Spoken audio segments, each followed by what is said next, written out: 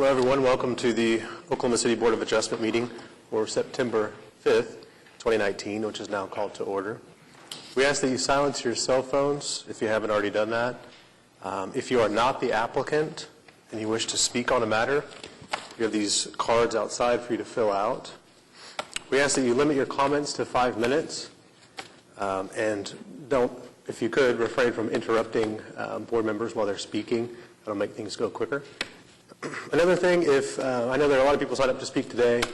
If people have similar comments, try to have one designated speaker to speak on behalf of a group. What we don't want is a bunch of repetitive comments. And another thing is if this is from an appeal or a prior meeting, we can incorporate the comments from that underlying case or the prior meeting into this record so that we don't have to be repetitive. So keep that in mind as well. First item on the agenda is to receive the minutes from the August 15th meeting. Have any changes to the minutes or a motion? Motion to receive minutes from the August 15th, 2019 meeting. Second. A motion and a second to receive the minutes from the August 15th meeting. Cast your votes, please. And the minutes are received. Next order of business is continuance requests or withdrawals. Do we have any? We have item number 15, case number 14645, is requesting to be deferred to the October 17, 2019 meeting. Is anyone here to speak on that matter? We have a motion to continue that? I move to continue item number 4D15-14645 to October 17, 2019. A second?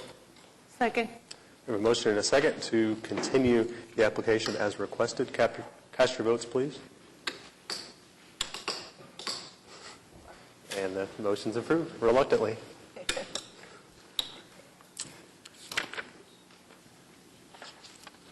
We have item number 1, case number 14631, request for a variance to the conditions to permit a non-accessory sign in the C3 Community Commercial District located at 9340 North May Avenue. Good afternoon. My name is William Hickman, here on behalf of Lamar Outdoor Advertising, the applicant. What's being passed around to you is a image of the previous, it's actually currently still there, I believe, outdoor advertising sign that is in part the subject of this application. In summary of the application, like your staff has provided to you, what we are requesting is a variance to facilitate the relocation of an existing non-accessory sign, which is what you see in the image that I've been passing around down on South Robinson. And that sign's being condemned by the City of Oklahoma City in furtherance of the Map Central Park project. And in an effort to avoid continuing that litigation and the city having to compensate Lamar for the taking of their sign, Lamar has agreed to waive any claim for just compensation and to bear the cost of relocation in exchange for the city, ultimately, if we receive this variance, to relocate the sign. And so that's, as a summary of our application, what we are requesting, and the property that we're requesting that the sign be relocated to is C3 property. So it's a commercially zoned property, which is appropriate for the construction of a sign. I believe you have in your packet the site plan, which shows you the location that we're proposing to relocate the sign to, which is at the corner of May and Britton. If we have can you put the aerial photo up? If you see there is an aerial photo, I believe, in the packet. Yes, you can see that there's that property, and just even as of the time this aerial photo was taken, it was a vacant, undeveloped piece of land. It has subsequently had a Jiffy Lube type place, oil stop place developed on it, but at the time of this photo, you can see that it was actually a non-developed piece of land. If you look at in your staff report, we've attempted to set out the various elements and the justification for the variance. Part of what we have discussed is that the sign permit would not be would be appropriate because it does not, because the granting of the variance would be appropriate because we have a hardship resulting from the fact that we have a sign that's being taken by the condemnation action and a need to have it relocated to this other parcel. That makes it unique in that this is not something that happens every day and not something that is going to be a routine affair. And the conditions are particular to this piece of property because it's a piece of property that we were able to secure a lease on, and that is a legal location for a sign with the granting of this variance. in order to avoid the ongoing conflicts that we have as a result of the MAP Central Park project. And if the variance is granted, there's no detriment to the public. And I say that because your master plan talks about not increasing the number of signs, but it's important to understand that this would not be an increase in the number of signs in the city. It would be essentially taking one sign site from one location and relocating it to this other sign site still within the city of Oklahoma City. So it's consistent with your long-term plans of not increasing the number of signs, but rather maintaining the status quo as far as the total number of signs. We believe that if you also look at the image that we have provided regarding the proposed sign structure, there was some prior visual provided that did not correctly and accurately depict the sign. This is not a large highway sign, has been potentially reported, which is a 14 by 48 structure. Rather, it's a 12 by 24 structure, as you see here, which is comparable, virtually identical to the sign in the picture that I previously distributed to you from the sign down on South Robinson Street. This sign, as you can see here, as it's proposed, would not interfere with any of the existing signage, would not block any of the buildings, would not obstruct any views, and even as your staff reports, as a favorable consideration, there will be no view obstructions to traffic since the sign has to meet the 25-foot front yard setback. So there's no issues with traffic. As you can see from this image that we have on the screen now, the sign will be at a height where it'll clear the buildings in the area and will therefore not be blocking any of the buildings or impacting any of the existing signage that's in place. I also wanted to point out, and I'll have a few here to pass out real quick.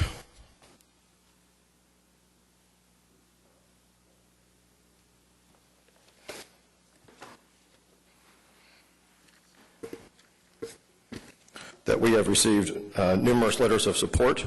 The first page you'll see on this packet that's being passed around are logos from for-profit and not-for-profit entities that are within a mile or two of this location who are current advertisers of Lamar and have also expressed interest in advertising on this sign.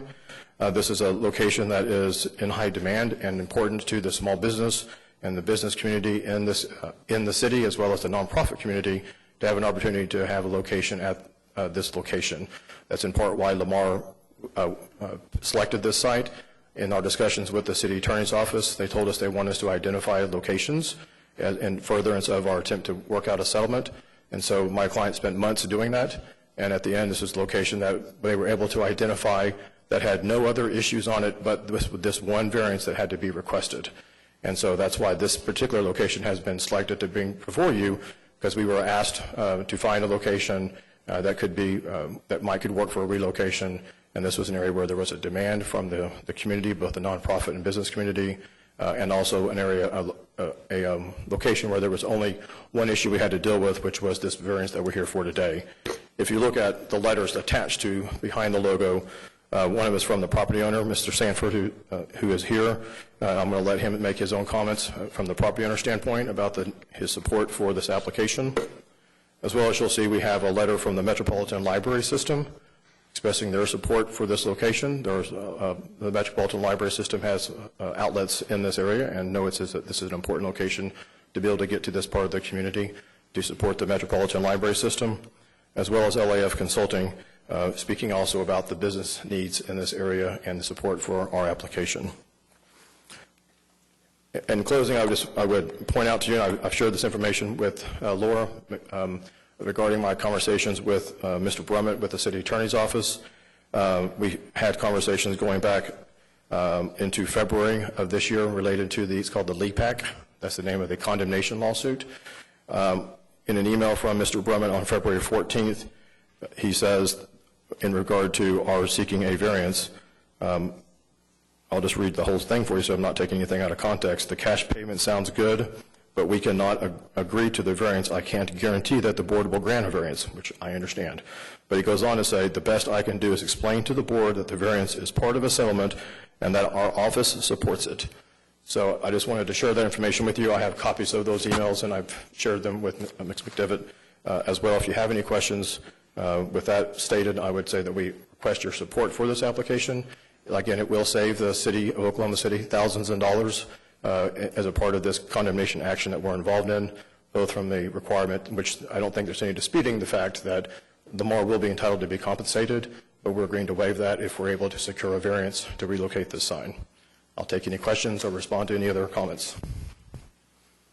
What was the thinking on the location of this sign, going from kind of central Oklahoma City to northwest Oklahoma City, I guess? Well, there are certain parts of the city that basically no longer allow this area in particular down by the river. You can't even build signs there. Right. So that would have been another hurdle to overcome. And so this was an area where we knew there was a need, as shown by the letters of support, but also an area where there was only one requirement, which was the fact that this is a C3 zone property that's been developed. So that's what the variance is for. There are non-accessory signs on C3 zone property throughout the city. But the fact that this happened to be developed before we got the lease in place with the property owner requires us to ask this variance. There are other instances where C3 zone properties have been placed into spuds or lot splits where billboards have been allowed on C3 zone properties.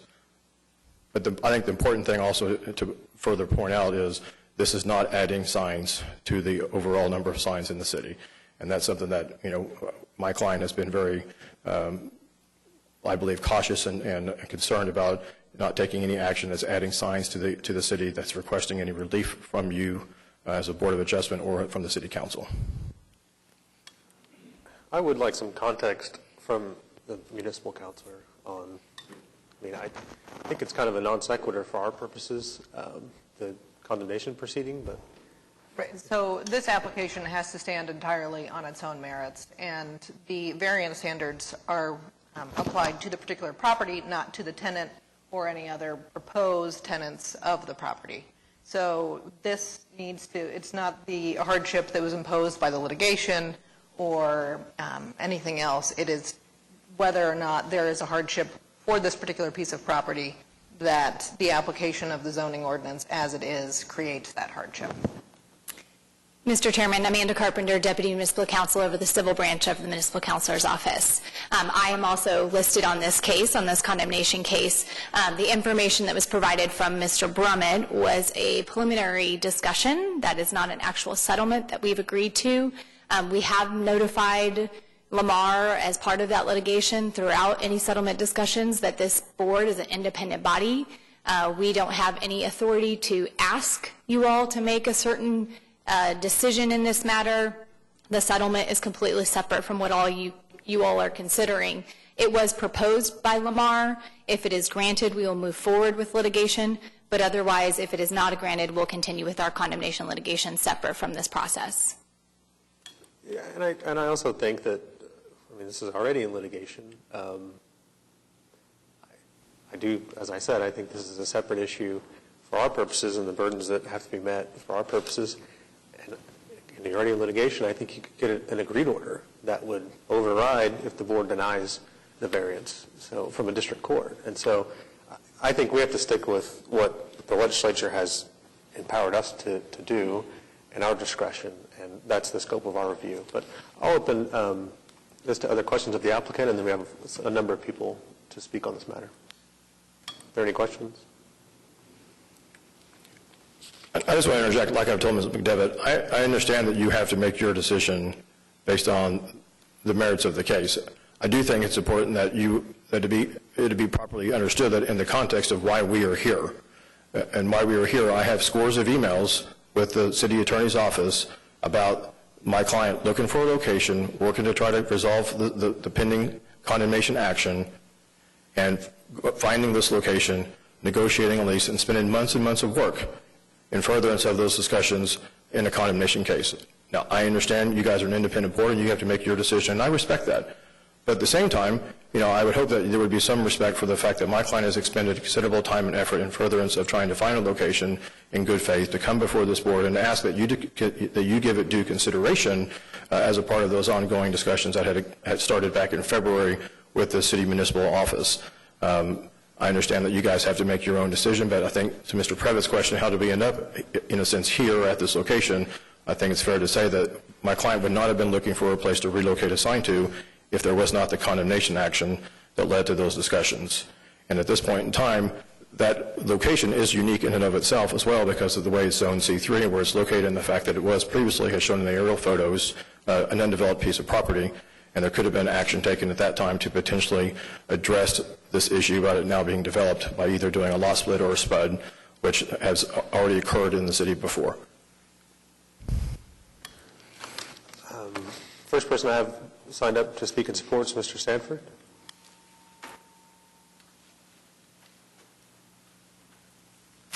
Hello, I'm Michael Sanford. I'm the owner of the property where they want to place a sign. And as you can see, I'm just a hard-working old man. So what this would do for me, I put a big investment into this property here, and this isn't a whole lot of money to me, but it would help pay off this thing before I get ready to retire. So that's the main reason why I would be interested in doing it. I've talked to people down the road, and all of them are excited because they say, well, shoot, to get people down the road here to advertise with us, that would be great to see that sign sitting on that corner. So that's my request, and it would just help me out, help pay for the investment that I've made here in my older age. Thank you. Any questions? Rhett Lake.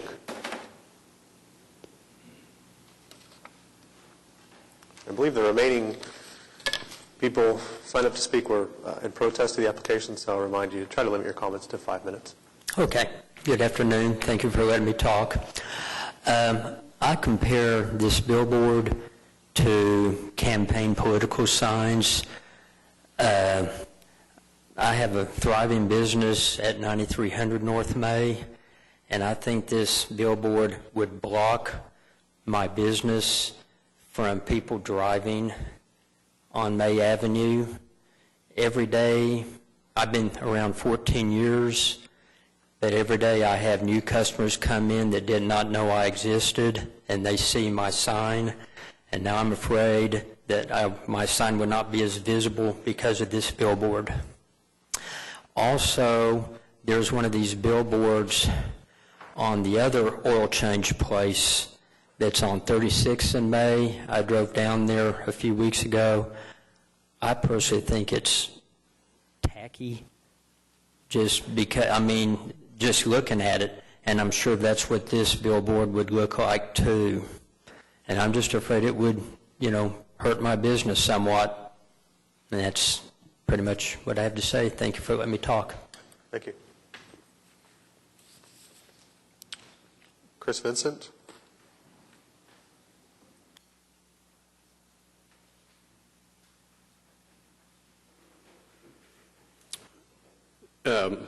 My wife and I own a business right next to Rhett's, who just spoke. It's Vincent. Sorry, sir, for the record, we just need your name and your address. Sorry. Okay, Chris Vincent. Address is 9300 North May Avenue, Suite 400, Oklahoma City, Oklahoma, 73120. So, as I had mentioned, my wife and I own a business called Vincent Vacations. It's a travel agency that's located right next to Rhett's. And we're in that same retail shopping center, and we have similar concerns. We are a small, locally owned business. This is our first ever retail location, and we chose this location strategically for the visibility on a busy corner. We purchased a premium sign so potential clients would see the sign and inquire about services. The large, obtrusive billboard will not only block the visibility of our sign and business, but has the potential to create a lot of lost revenue. We have 4 full-time employees at this location, as well as about 20 contractors. We rely on the leads generated from drive-by traffic, just as Rhett had said, and we believe this will have a large impact on our small business. We signed a 5-year lease at this location. We had hoped to grow in this area. If this billboard is permitted, we will be impacted for what we believe is 4 more years before being forced to move to obtain needed visibility. We are also nearby homeowners, and you can see our signage there, Vincent Vacations, right below the billboard. Nearby homeowner, and we are against this highway-style sign being placed at this location. We believe it will be an eyesore to the area. It's a very nice mix of residential and commercial. If you look at the overview map, it shows mostly residential properties outside of this one retail zoned location that's located on the corner. This is a place of grocery stores, boutiques, and small businesses. A large billboard that blocks visibility is not welcome, and we are asking you to vote no. Thank you. I have no other comments. Thank you.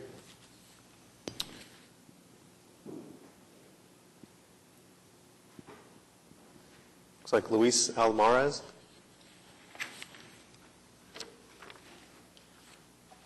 Thank you. Yes, I'm Louis Almaraz. I'm at 1711 West Wilshire.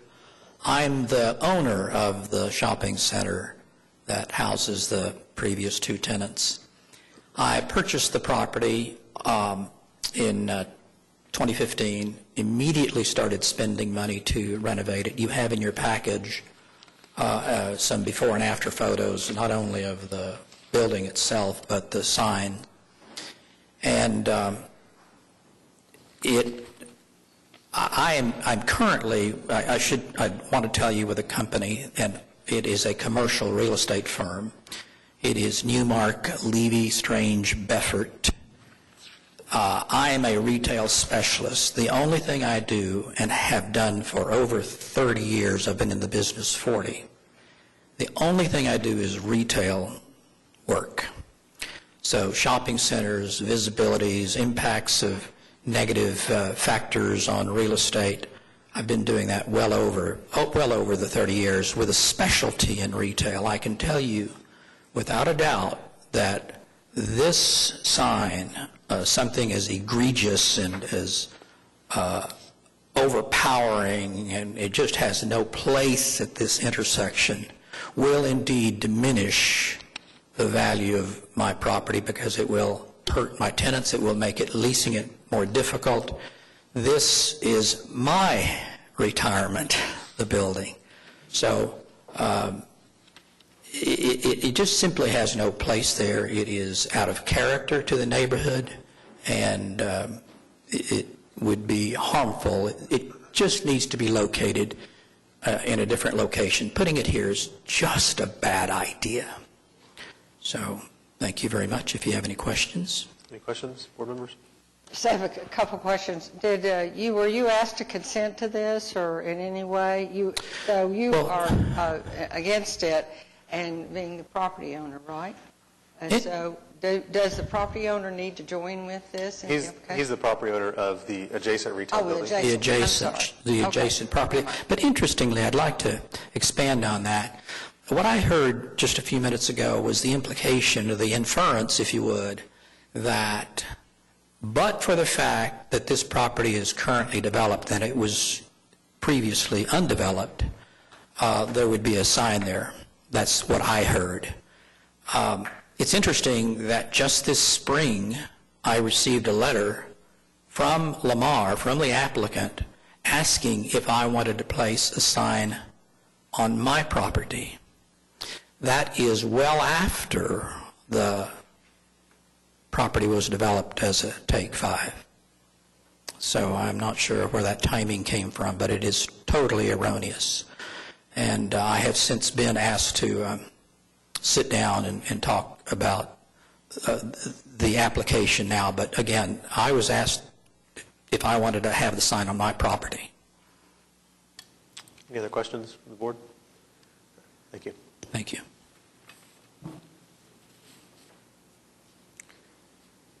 Bill Parker.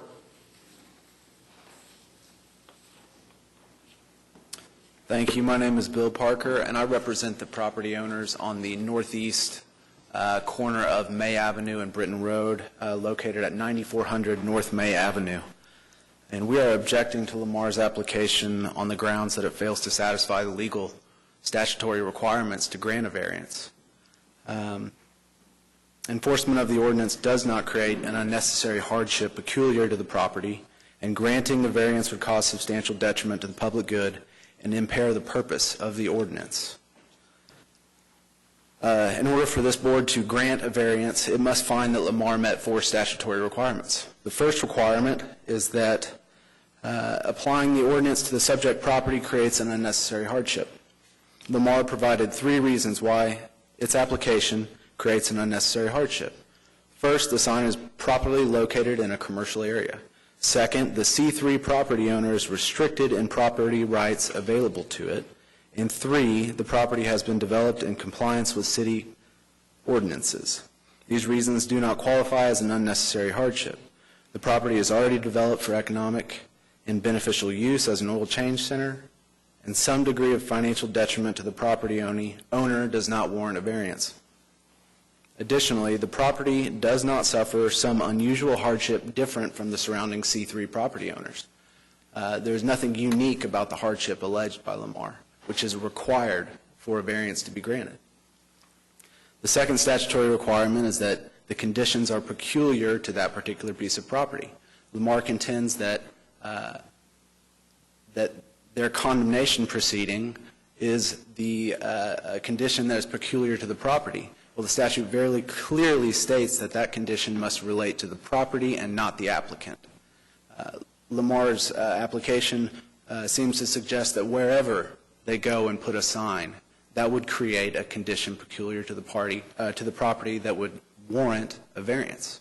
It does not follow the applicant. It stays with the location of the property.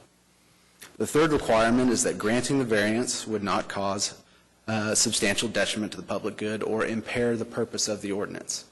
The total number of signs in the city is irrelevant to the third requirement.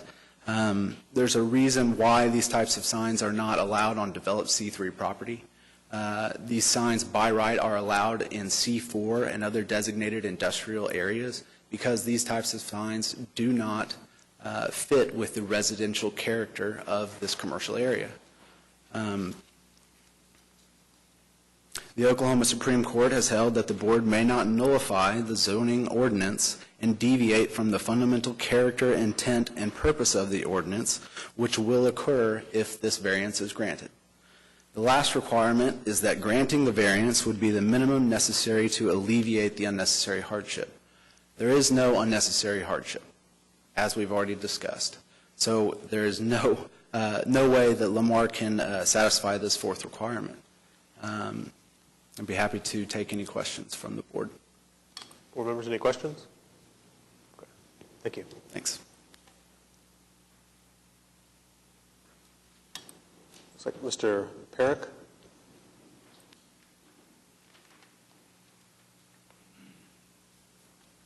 Hello. Jim Perrick, 13729 Hillahay Drive. Our firm manages and leases the Charter Shopping Center immediately north of the subject property. And you have in your packet a letter from the property owner opposing this variance. And I was really just going to run through the statutory requirements that clearly doesn't meet, and you just heard those, so I'm not going to do that, and just want to say that I would encourage you to oppose the amendment. Thank you. Thank you.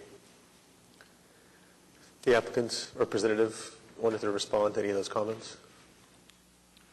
Sure, I just want to clarify that you can see from the picture of the sign as is proposed, it does not block the signage or the buildings that are to the south or to the north, where the protesters have spoken from.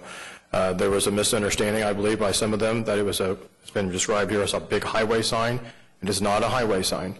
Highway signs are 14 feet by 48 feet in size. This is a 12 by 24 size sign. It's the kind of sign that's on scores and scores of surface streets throughout the city of Oklahoma City, including property zoned as C3. So the fact that this property is zoned C3 does not make it inappropriate for the location of a sign, because there are scores of signs on C3 zone property throughout this town.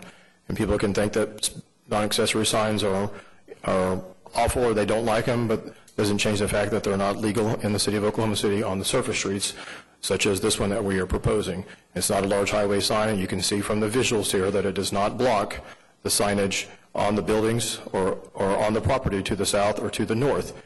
And in fact, the property owners, you heard him speak, and the oil company, the Lube Take 5 that's on the property where the land's proposed to be built, the sign's proposed to be built, they have consented to it because they know that in a sense, having a billboard sign sitting there actually draws attention and allows people, and people will look at the billboard sign, which I would argue for these tenants, I think they're misinformed. There's an increased opportunity that they're going to have more eyes looking at their direction of that billboard sign and therefore looking at their signs. And so that's why if you look at all the logos and the support letters that we have, the business community in this area by and large, as well as the nonprofit community, support the sign being placed here because they know it satisfies a need that exists. And with regard to the elements for the variance, the fact that this property is not allowed to have a billboard sign when it was previously just undeveloped, as seen in the aerial photo, and I don't know the timing exactly of that photo, helps to establish that without this property having been zoned, this would be a legal location for a sign as a matter of right. And if we had developed the sign at that point in time, or at that time done a lot split, or taken other action that has previously occurred on other hearings, then the sign would be allowed and would be legal. And because of that piece of it being peculiar, as well as the fact that there's only opportunity to relocate a sign because of the existing condemnation case and the discussions with the city attorney's office, and this being a location that met the requirements that we had discussed, does make it peculiar to this particular location. I understand that the fact that the condemnation case may be separate, it does still relate to the fact that we are here because of those conversations and the fact that we were working to find a location where there was only one variance needed, and that being for the C3. But for the fact of the condemnation case and the property being developed, we would be able to build on this property as a matter of right. And there are numerous locations in the city of Oklahoma City right now on C3 property where there are existing signs. And so for the reasons that we've previously stated, we'd ask that you do support this variance so that we can resolve not only this issue but also the existing condemnation case. Do you have any questions? Board members, any questions? Okay. Thank you. Okay. I'll kind of put my views out there. By way of analogy, if Mr. Vincent came to us and wanted to put up a billboard for his travel company, I think it'd be pretty clear that, well, I should say I would not be in support of that. And so given the parameters that we're limited to, I think they've put forth the best argument that they could given the circumstances, and I would certainly love to kind of bail the city out of a condemnation proceeding if I could, but I just think that's beyond, in my opinion, beyond the board's authority to do. I think a district judge could do it. They have almost unlimited discretion on matters like this, and so if they took us up on appeal, I think you could probably get an agreement between the parties, then you might have some intervening business owners in that case that might not agree to that order. But I think that's probably the proper realm for something like this, and it's beyond our discretion to grant something like this. But that's only my opinion. That's kind of what I agreed on, too. Before I even started looking at it, I was like, okay, well, this is kind of going into condemnation. I know we're two separate entities. And then I started looking at, there's a whole sign ordinance they went through, So then now we're going through variances with the sign ordinance that we've just created at the same time, So I'm kind of, that's where I'm at. I think we're charged with responsibility of looking at the property in question. And as alluded to earlier by the presentations made by the protestants, the statutory requisites have to apply to the property before us. And had the condemnation proceeding as discussed by the municipal counselor's office in no way has any effect on what we might do with this particular application.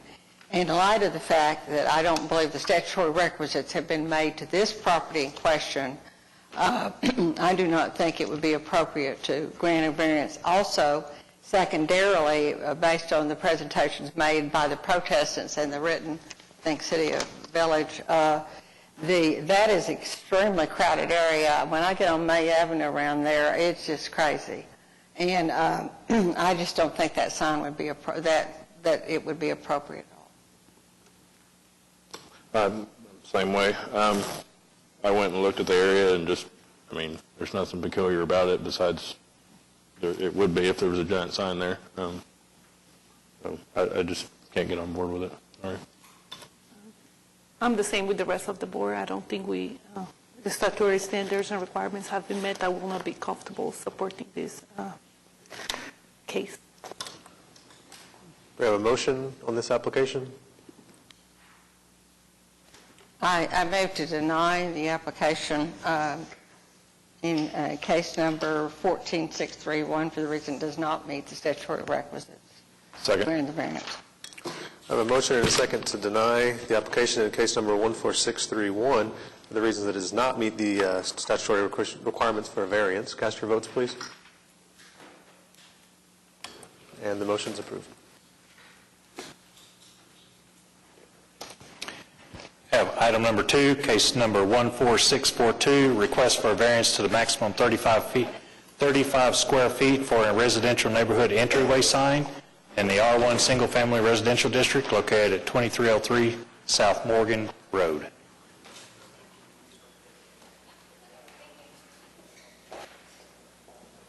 Good afternoon. Dean Colita, Civil and Environmental Consultants, 4045 Northwest 64th Street, Oklahoma City, 73116.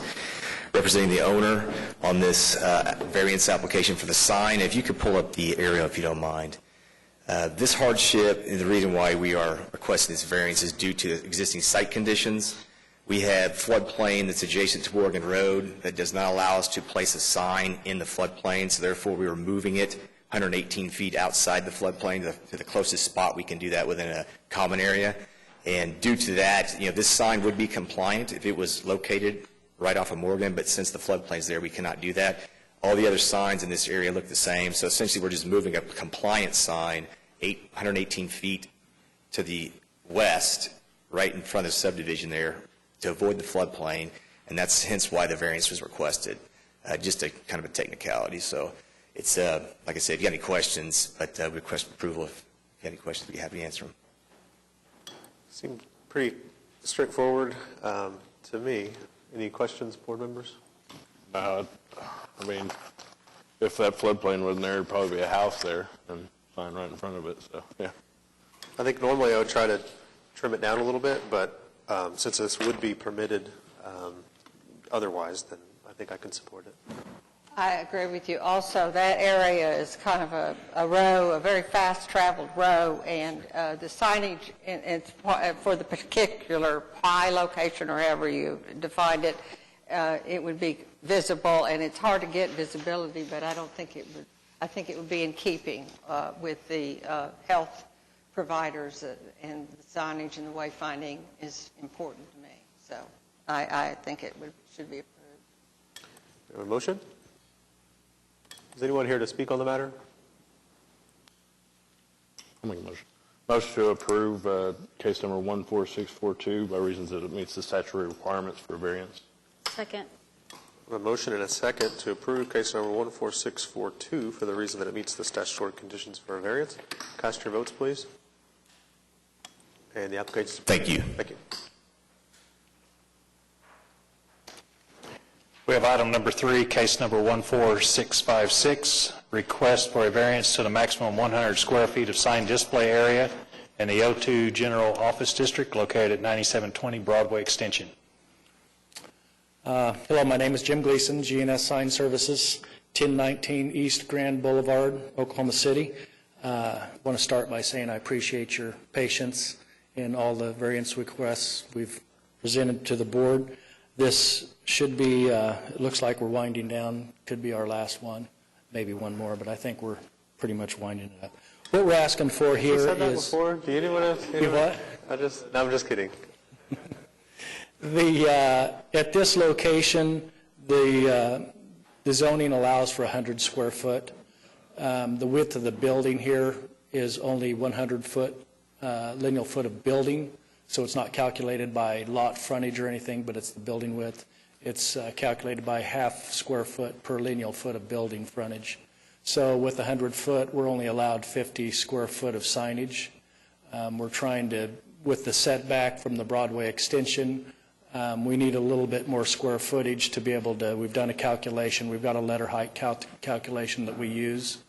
At 400, well, we calculate it as an angle, so 420 to 430 lineal foot from the building to the traffic area. We feel that we need 89 square foot. Still, at 89 square foot, we're under the 100 square foot allowed in the zone, but with the building, the narrow front of the building, it doesn't allow us that square footage that we need to be readable from the Broadway extension. So we're requesting a slight increase. This existing sign, was there, I guess, can you explain, is that the top picture that's shown here? I mean, that was an existing sign, correct? Yes, the existing sign, where our company was not involved with the size of that sign. I'm not sure what happened, but it doesn't fall within the allowed square footage. So the sign we're proposing is actually slightly smaller than that. That's what it looked like to me, and I was wondering, maybe there was a variance that didn't carry with the property or something. We checked, and there wasn't one in place. Board members, any questions? Yeah, I mean, I think the area has become accustomed to that existing sign, and I agreed with you. I think it's a little bit smaller than the existing sign. This is in a different area than some of your other applications, but I can still support this.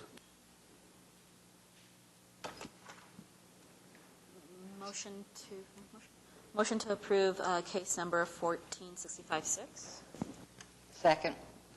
A motion and a second to approve case number 14656 for the reason that it meets the statutory conditions for a variance. Cast your votes, please. And the application is approved. Thank you. Item number 4, case number 14657, request for a variance to the corner side yard setback in the R1 Single Family Residential District located at 4321 North Chartel Avenue. Good afternoon. I am Wayne Wheeler. I'm the applicant and the owner of the property. I live at 812 Northwest 41st Street, just a couple blocks away from this property in question.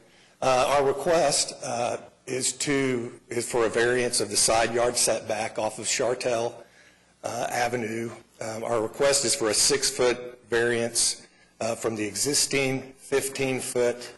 The current code is for 15-foot side yard setback. Our request is our desire is to build a new home on this location. The existing home, which is still there, is sitting basically at 9 feet from our building lot line. And our request is that we place our new home at the same, I guess, east terminus of the lot. If you'll notice, some of the unique characteristics are that due to the change in Chartel Avenue, which goes from a median divided street as it extends through the Crown Heights neighborhood, this is basically where Crown Heights ends to the north. And it's also where Chartel Avenue changes from that median divided, that's a look at 43rd Street, but it changes to a 2-lane street. And so functionally, I gain a lot of setback from Chartel because of the change in the shape of the street.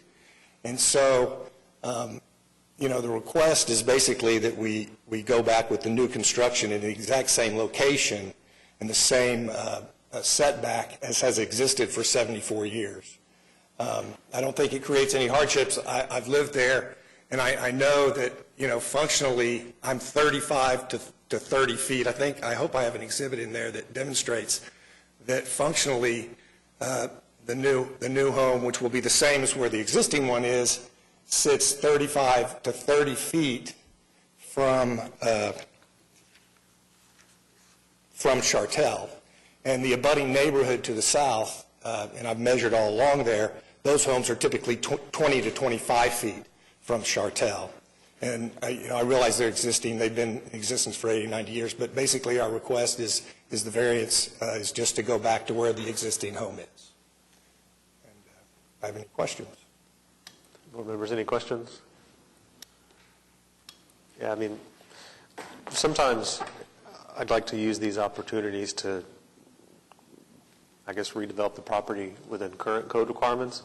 I don't think this is one where we need to do that. I think I can support the application. Agree. Motion? Motion to approve case number 14657. Second. Is there anyone else here to speak on the matter? Okay, sorry. Got a motion and a second to approve case number 14657 for the reason that it meets the statutory conditions for a variance. Cast your votes, please. And And it's approved. Thank you very much. Item number 5, case number 14658, request for a variance to the maximum height and size of an accessory sign in the I-2 Moderate Industrial District located at 700 South Morgan Road. My name is Harris Wilson. I'm the site development manager for Brahms Ice Cream, and we're at 3000 Northeast 63rd Street.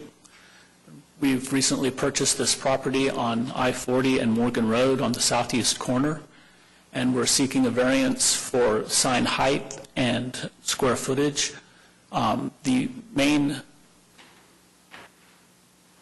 goal is to gain visibility from on I-40 for eastbound traffic as it's coming towards Morgan Road, to allow the visibility of our site. It's currently blocked as you're going eastbound.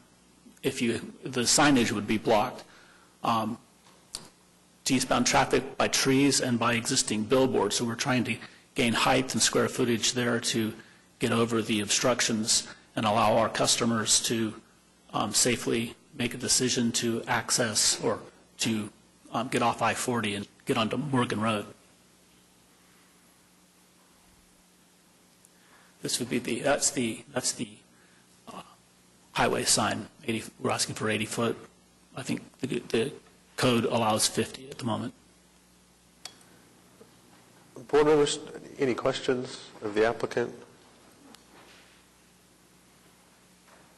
Was there anyone signed up to speak? I don't have any, but anyone here to speak on this matter? My general thought, I thought it was a little excessive. I understand some type of variance, but I thought 80 feet here was a little excessive.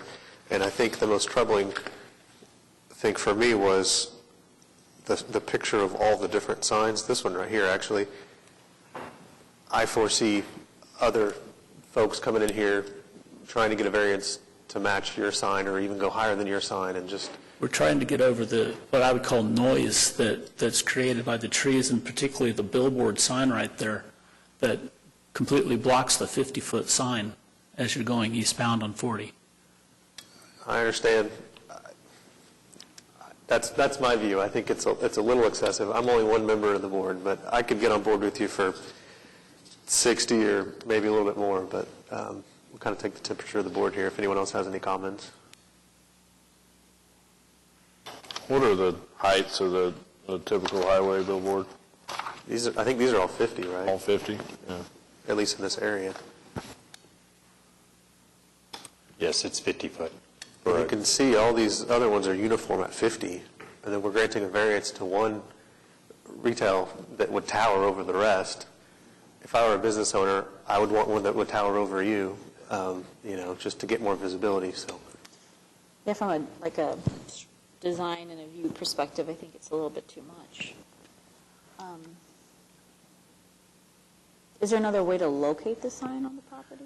Not with you'll have the same basic issue because there's not enough frontage there to move it and make a difference to the eastbound traffic and visibility. These signs were there, the existing signs and the trees were there first. We're behind it all, so we're trying to peek out over the top of them. I understand, and I can give you a little bit, but I just don't think I could get on board with 80. So. Yeah, that's 30 feet. I agree because you don't want to be out of proportion with the adjoining businesses, and I think you could see it. I mean, you're going to exit and you'll be able to see it as you're going along. And, I could go along with a little bit shorter sign, like instead of maybe 60 or so or something like that, might be more in harmony with the rest. I don't know. You could see the cherry on top of the ice cream. Just to know, yeah. Good enough. We want them to know that it's a Brahms right there, and the ice cream is, just a safe turn off of the highway. Yeah, I understand. And I'm sure this guy would like people to see their safe storage units that they can, everyone would want a bigger sign. So, I could do 60. It's not the same attraction, though, as a Brahms ice cream cone. Sure, and I love Brahms. Maybe I should recuse myself. But, 60, maybe 65. I was at 60 in reading the application, but whatever the board could get on board with. Or more, if, I could be outvoted, but. What are you willing to agree to? I would ask for, I'm asking for 80. If you'll give me 65, I won't turn it down. 70 foot would be great, too. It's visible from the highway. It's not an issue where we've had one in the past where the sign was off the highway access road and not visible at all, but we can see it. So I don't think you can justify that height there. I would say that we've had a similar issue when we permitted the sign that we currently have at I-35 and Northeast 63rd Street, which is the corporate office. It was a very similar issue to this, and that one was granted for the height. I think that's a 70-footer right there, and it gave us the visibility that you can see it as you're going northbound now. There's a similar one at the Piedmont Road Northwest Expressway site too. It wasn't we weren't going for so tall a one there, but. I understand. Like I said, I could get on board with 65. That's the extent of what I could agree to, but I can't make a motion.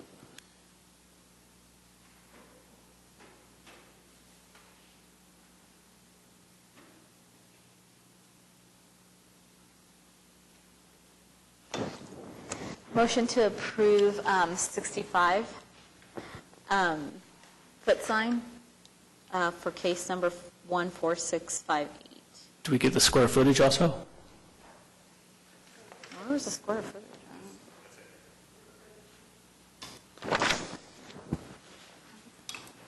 I mean, yes, I'm, no. How do can I discuss again if anybody needs to discuss? Yeah, if anyone would like to discuss square footage, I was okay with square footage, but. I requested to the variance to the surface area is minimal, so I can't do the calculation for the commission.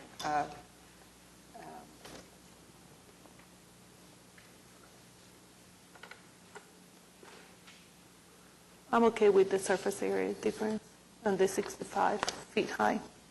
I would ask for, John, if you have any ideas for us on that. No, like you were saying, that the square footage is minimal. It's the height that I think you're going to have problems with. Is the applicant okay with the 65? I'm having a problem, I'll second it, changing his application, and he didn't change it. That's the only, that's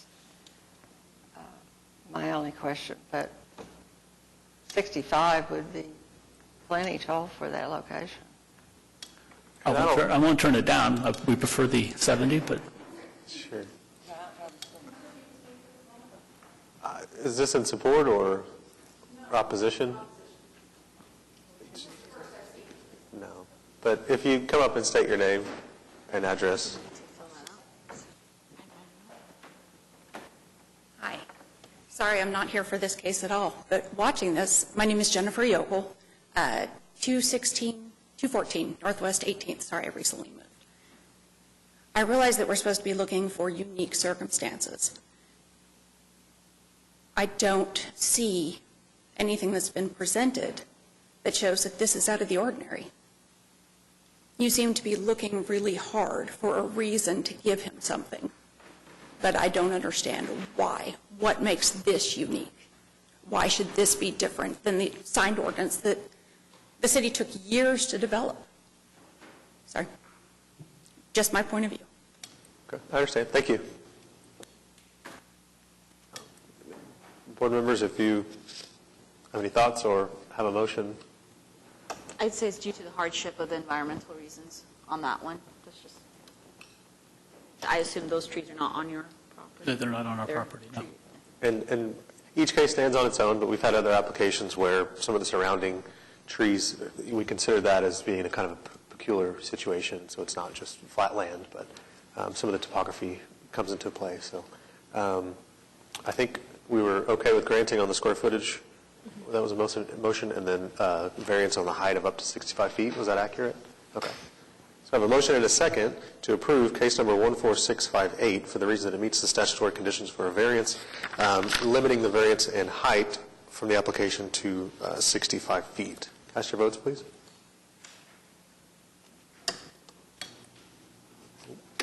And it's approved. Thank you.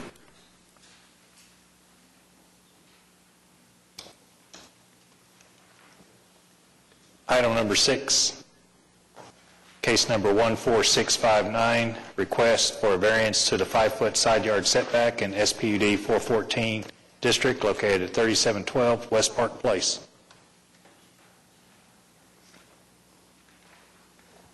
Who seconded that last one?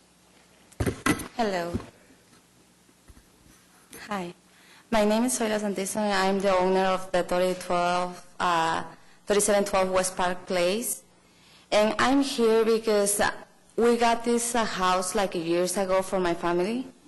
And we decided to start remodeling, and we add some rooms. In 2013, we got the permit to build the rest of the house.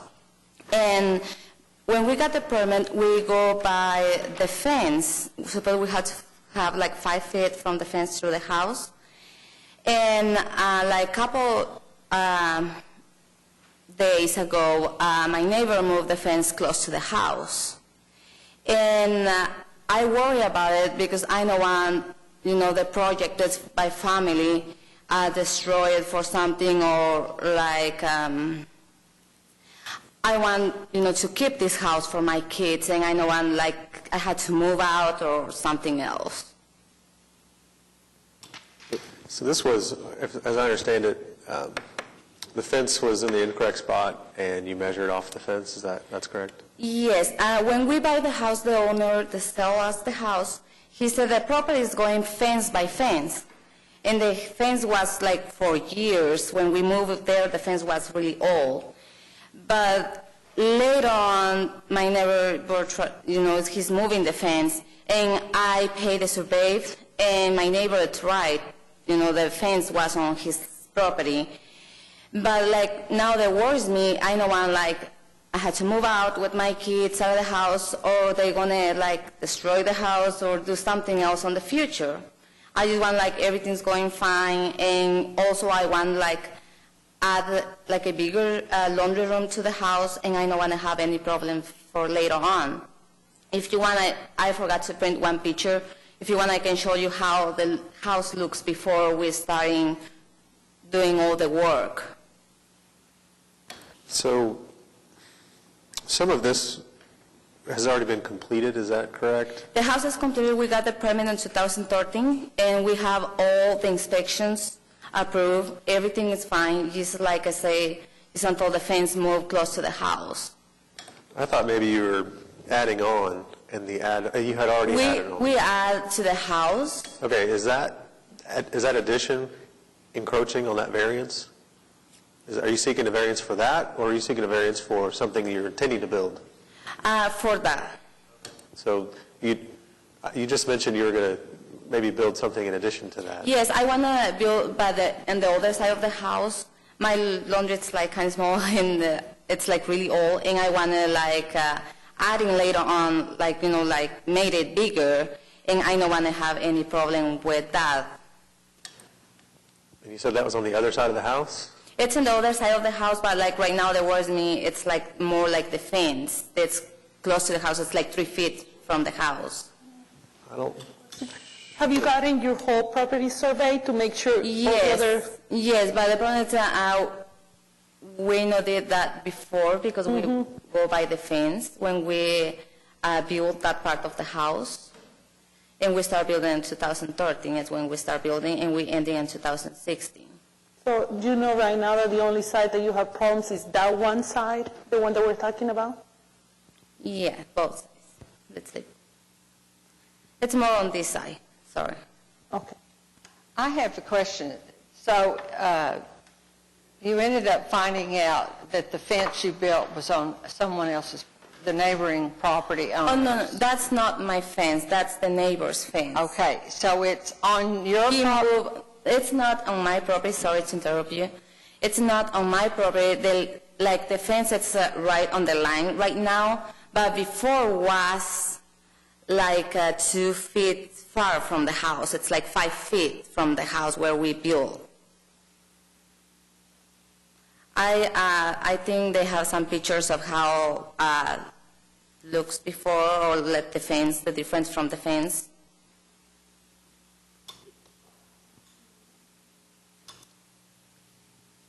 What I'm gathering is the house was already built. The problem, it would have been solved if she had surveyed the property in the past. I think what she's trying to prevent is, like, let's say a tornado levels her house. If we grant a variance, she'll be able to build in the same location. Yeah, but my thought was if she's prospectively thinking about another addition, I don't know that I would want to grant that variance. If it's kind of this honest mistake type thing, that's a different discussion. So,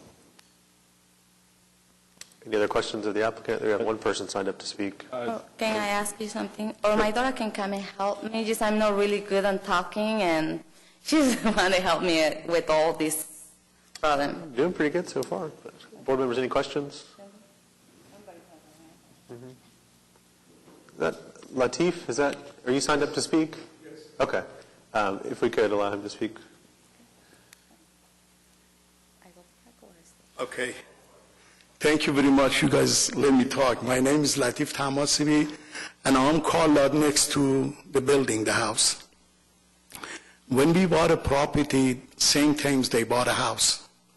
So basically at that time, we had a survey and are dealing with her husband. And they had a house, then they built this house next to the house. And I brought to the husband attention a couple times, and I told them the line of property is here. And basically, the fence is here. We need to move the fence. He said, we are going to move it, all this kind of stuff. And then I think Mr. Smith got involved with it, the garden and fall.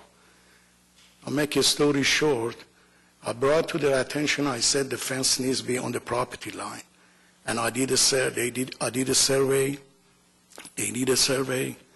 and I'm here, I really want to help them out.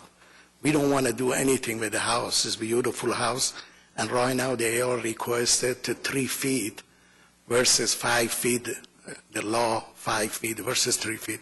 It doesn't bother me, it's okay, and it really is not going to have an impact and stuff like that. So my question is this, basically, in the future, if I want to build a property or somebody want to build a property, by the law and information we have, it's going to be on the survey, on the line.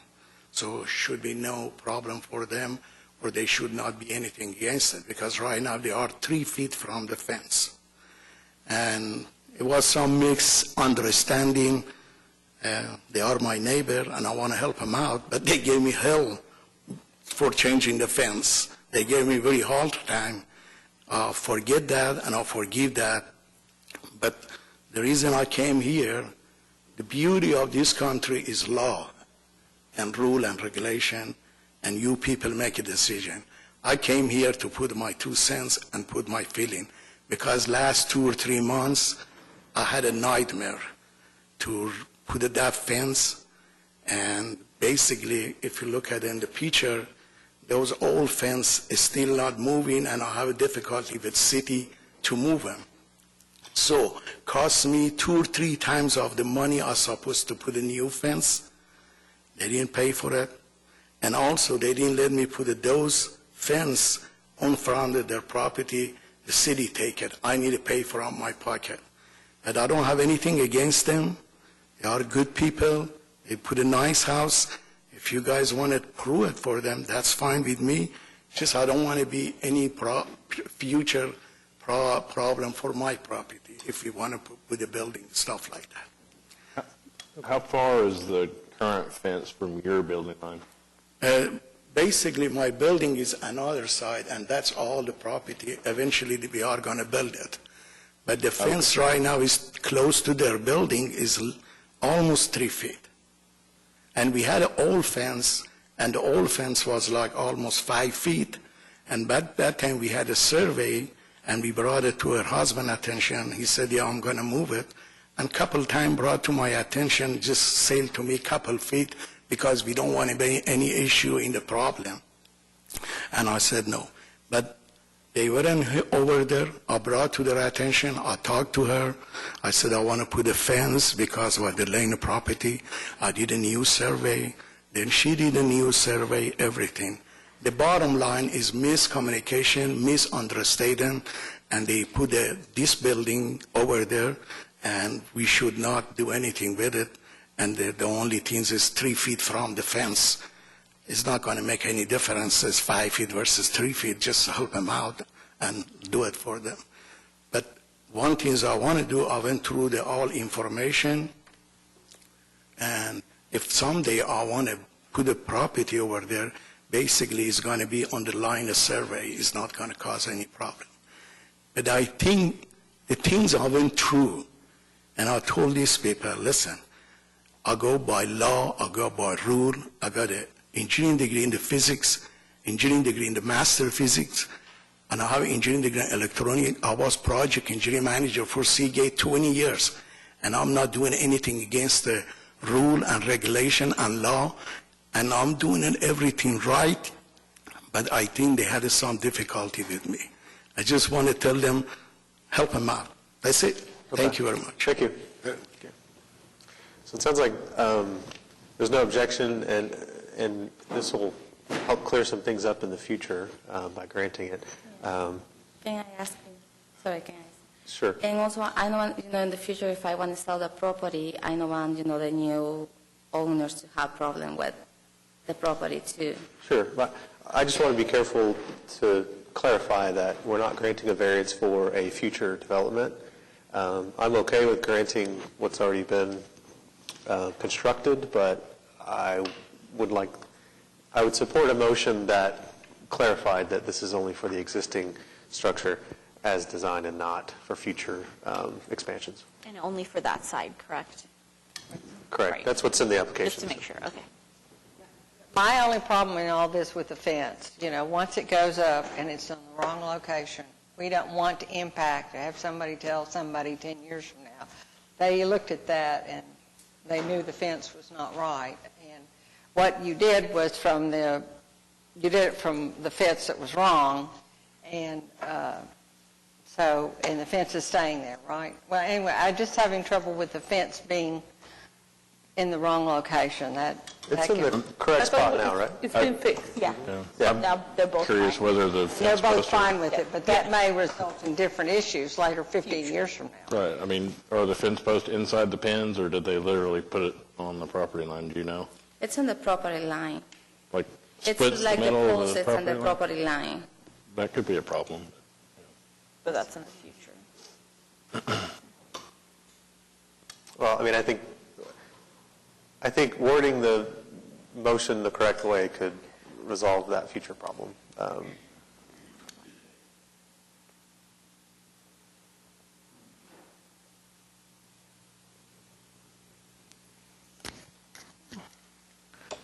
how's the best way to word this? So we approve it the way it is currently, because both parties are agreeable on it, right?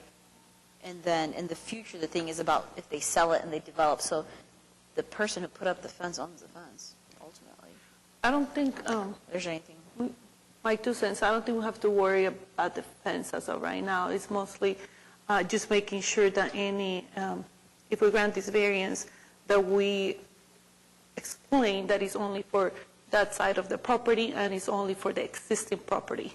Because we don't want, her coming in and I want to extend the property on that side and I want to continue with only 3 feet. That's what we're trying to prevent. And I'll try to do it. Sounds like a motion? Yeah, I make a motion to approve case 14659 with, I don't know if it will be with the details that this is only being granted for that side of the property and for the existing structure that is in place at that location. And for the reason that it meets the statutory requirements for a variance. Do I need to do anything else? Second? Second. I have a motion and a second to approve case number 14659 for the reason that it meets statutory conditions for a variance, subject to the conditions stated in the motion. Cast your votes, please. And the application is approved. Thank you. Item number 7, case number 14623, application to allow lodging accommodations home sharing in the R1 Single Family Residential District located at 4813 North Miller Avenue.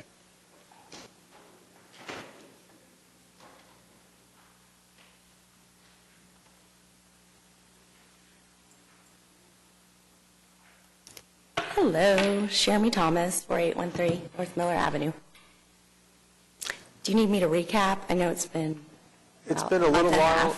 If you, about a month and a half, I guess, ago. Yeah, so if you could provide a summary of your application, and also get your agreement while we're here on the record that your prior presentation's incorporated into this one. Sure. And that any prior objections are incorporated into this meeting. I think that'll be sufficient. So do you agree to that? Yeah, Okay. absolutely. So yeah, just an overview. Yeah, I'll just recap a little bit. So I'm just wanting to do it for an Airbnb. We had purchased a home last September, I guess it was, for our son. And with all of his traveling, he ended up not wanting to basically stay put. So we decided to turn it into an Airbnb. So that's kind of what's going on there. We have security cameras in the front and in the back at the doors. We have a noise-aware sensor inside and outside, just so it'll alert us if there's a party or something going on. We keep it very secure. My husband and I actually manage it and maintain it, so we're the ones that go over there and clean it, and we're probably over there 3 to 4 times a week. We're always doing the yard and just kind of keeping up with the house. Can you explain how many rooms you're marketing this as? It's a 3-bedroom home. Okay. So 6 people can stay. And then the parking? The parking, it has, you can get about 2 cars in the driveway. So What length of time are you requesting for a special exception? I would like to have the full 5 years that everyone else, I believe, requests. Is that correct? It depends. So code allows 10. I think sometimes we'll grant anywhere between 1 and 5. Just kind of depends. So. That's really up to you guys. Okay. I guess then I would have to just come back and do it all over again. So I'm okay with that. Like I said, you guys wanted me to go back because thought I had been grandfathered in because I'd rented it out a few times, but it wasn't on Airbnb. This was just to some people that we knew. And so with that, they said that they wouldn't accept it, even though I had a letter. Not a big deal. That's why I chose to actually go down this route, pay the fee, and do the special exception for it. So. Yeah, I recall. Okay. Board members, any questions?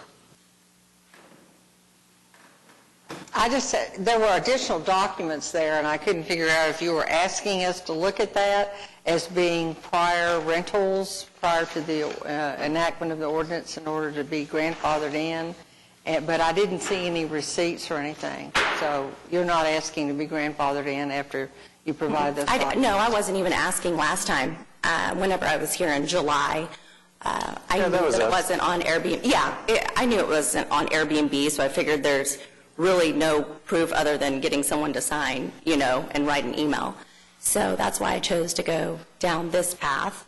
I know that there's some people that have obviously opposed it. I don't know if they're coming back up today or not, so Yeah, we'll call you I'm back happy up. to address it. After they come up, we'll call you back up. Just curious, what does the city require to grandfather a short term?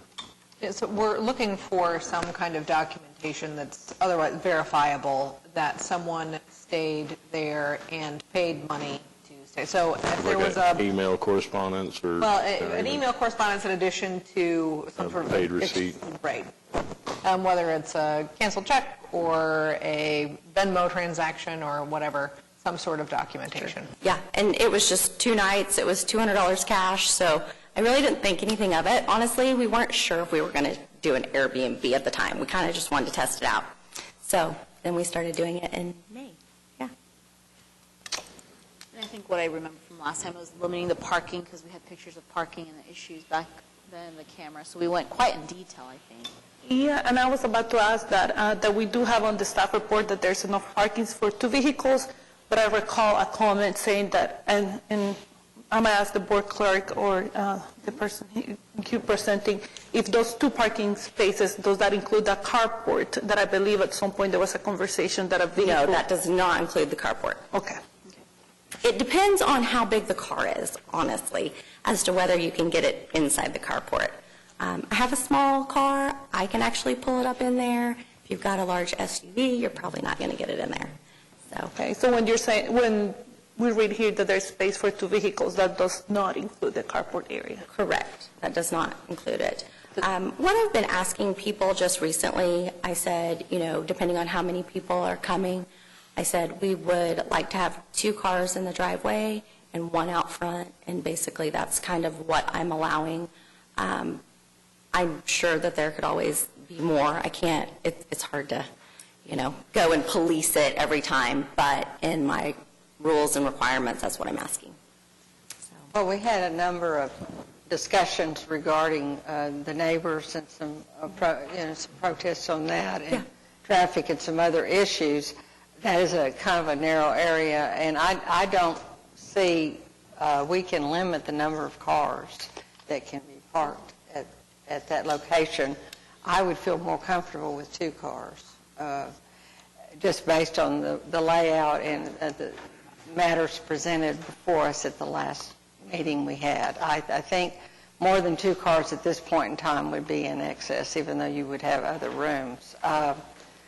And then you shouldn't have any parking issues at that point in time. Yeah. And I'm more inclined to give a motion based on all the presentations, a year or 2 on that. We've got some folks signed up to speak before we Yeah, get too we far. had a lot of them speaking the last time, and they may be the same one, so. And just to kind of go on that, I think the whole thing was, I think you mentioned 5 years, whatever. A lot of the ones that there's a lot of protests to, what we've noticed is that we kind of want to, there's a year typically just to see what's going on. Yeah.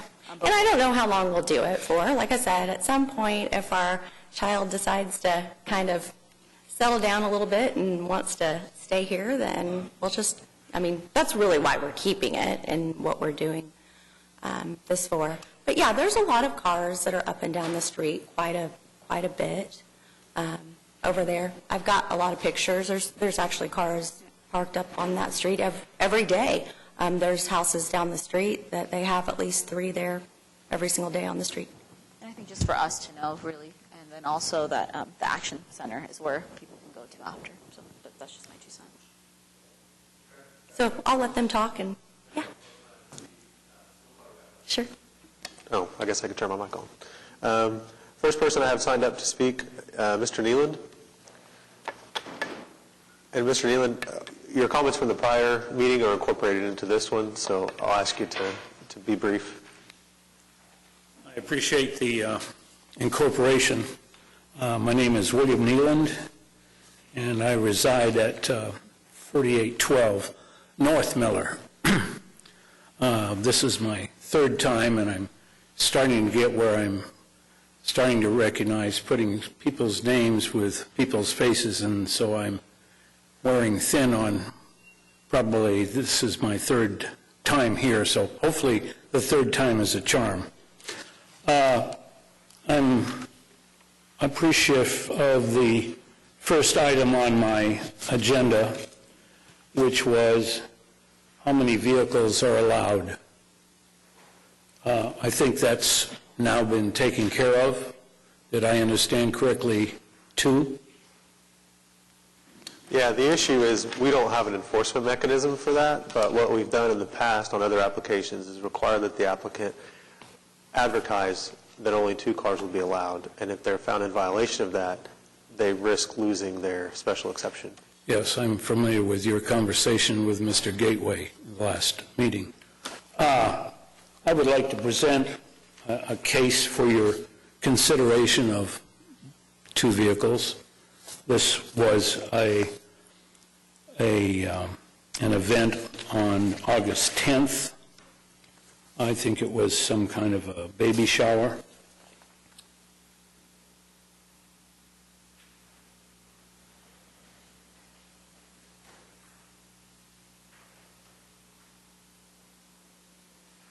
There were 20 vehicles I counted, and I do represent 80% of the adjacent homeowners in being here, but I was reminded by a property owner up the street that, no, Bill, there was 22 vehicles. With regard to 2 vehicles, the driveways in our area are basically in the late 40s, very early 50s, and they're single lane, narrow. It's difficult to park your car and step out onto the concrete. They are that narrow. My house directly across the street, I've of course added, or I have a 2-lane driveway, and I can park 4 vehicles. And as you can see,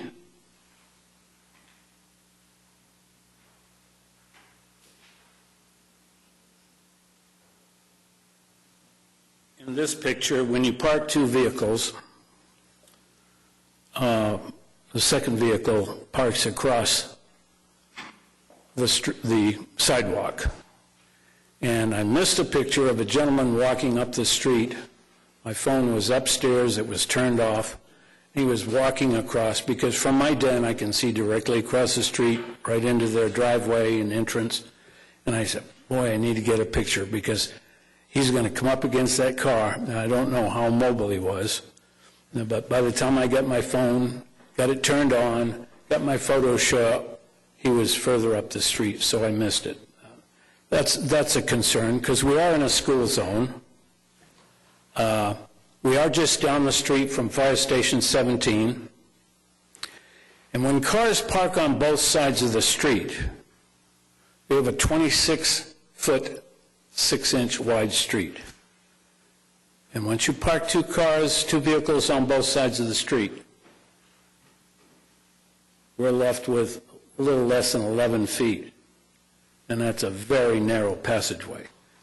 And when there are cars directly across the street, and because I had a relationship with the previous owner, if you have friends over, let them park in front of my house or up the street a little bit so that I can back out when I drive my 3-quarter-ton 4-wheel drive truck, that I don't run into their vehicle, because it's very hard to make that hard turn. I can make that hard turn when there's only 1 car across the street. I can kind of go over my curb a little bit. But when there's cars on both sides, as those pictures you see, I need to be driving my Camry that day.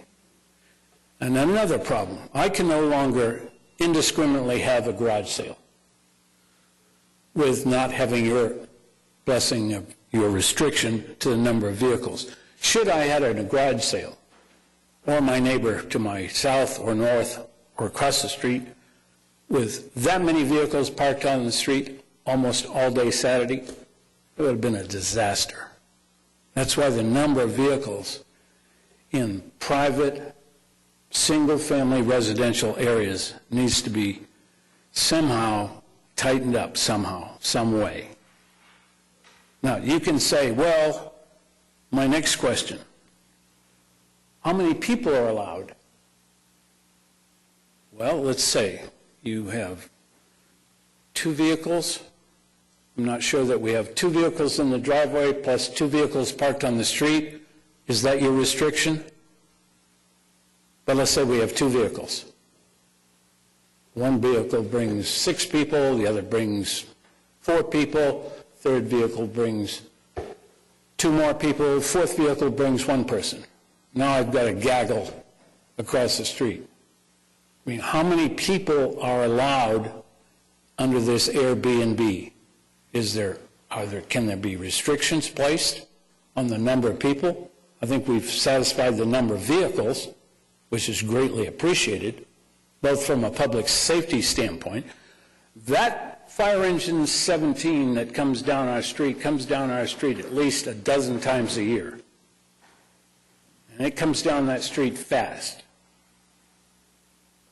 But how many people are we going to allow for showers, birthday parties, her son's gatherings with his friends like we had earlier this spring when the police showed up? Any comments? I've got you at over 5 minutes, so I've got to ask you to to wrap it up, and we've got still other people to speak on this. I want to read, well, if you'll force me to my last comment, even though my neighbor and we were here for almost 3 hours and 22 minutes last time, and the host didn't show up, but we did. I have one sentence to read. It says, penalty. Any person who is required by any provision of this article to obtain a license prior to engaging in conduct that is regulated by this article, and who fails or neglects to obtain such a license, or who fails to exhibit such a license upon request, or otherwise fails to comply with the requirements of this article, shall be guilty of a Class A offense. How do you run an Airbnb since that first supposedly January, it was originally her lease to her son, but today the comment was, I think, clarified it was raised to some friends of theirs for 2 nights for $200. How do you run a B&B? I have a log of the last 20 days. Last 20 days it was rented, or there were vehicles overnight, 15 days out of 20. So how do you do this? How do we have a business that doesn't have a license? I understand. That's not, we have zero discretion on anything like that. So. No, you are part of the board, and you are under the penalty of 13515 to uphold that regulation. We can't enforce that. Licenses, so. Well, who is? Who's responsible for the enforcement of all of these requirements that they have to have when you're renting to the general public? I mean, it goes from fire extinguishers to ADA accessibility. I mean, I've never been able, submitting. I can't tell you exactly who it is. I just know it's not us. All I know is we really wish that once you can tell, once you can make that decision as a board, before you place this as an approval. And I will say, I think one of the things that you're concerned about is the traffic. We're very limited on what we could possibly do about that, but the Traffic Commission's one option for you where you can close off a side of the street to parking and only have one side of the street or no parking on the street. But that's just not something that's within our jurisdiction. Well, like the gentleman earlier who mentioned the laws. We want to be in compliance with the laws. My neighbor spent many more hours than I do, I work full-time, to run down what all of these home sharing, Article 8, Division 1 generally, definitions and everything. Thank you for allowing me to speak. Thank you. Mr. Payne?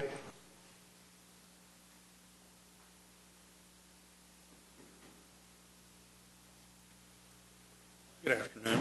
Lex Payne, 4808 North Miller. I have some photographs if you would like to see them. I also have them on PDF. Were these submitted at the last No, these are different. Okay. These are after. I'm just wondering if they're already in the record or not, then you don't need to, but if they're not in the record, we'll get them in the record now. Okay. The photos I've passed out are the parking and additional traffic from this home sharing operation. You can see in these photos, quite often the sidewalk is blocked. I understand from a conversation from the city's Action Center that Oklahoma City does not have an ordinance prohibiting blocking of sidewalks. Yes, we do. We do? Yeah, Okay. I've been cited for it before, so I know. Well, she told me that the city's working on something. The federal government has regulations prohibiting blocking ADA facilities. You should be aware that the Department of Justice has a bounty program for submitting violations of ADA regulations. This allows the DOJ to have more eyes looking for violations without hiring additional personnel. I have some other documents here for you. This is 28 CFR.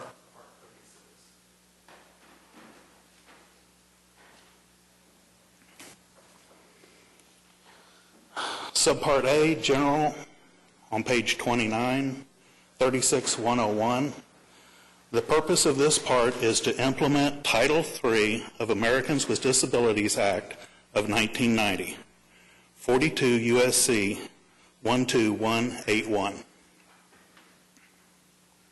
which prohibits discrimination on the basis of disabilities by public accommodations and requires places of public accommodations and commercial facilities to be designed, constructed, and altered in compliance with the accessibility standards established by this part.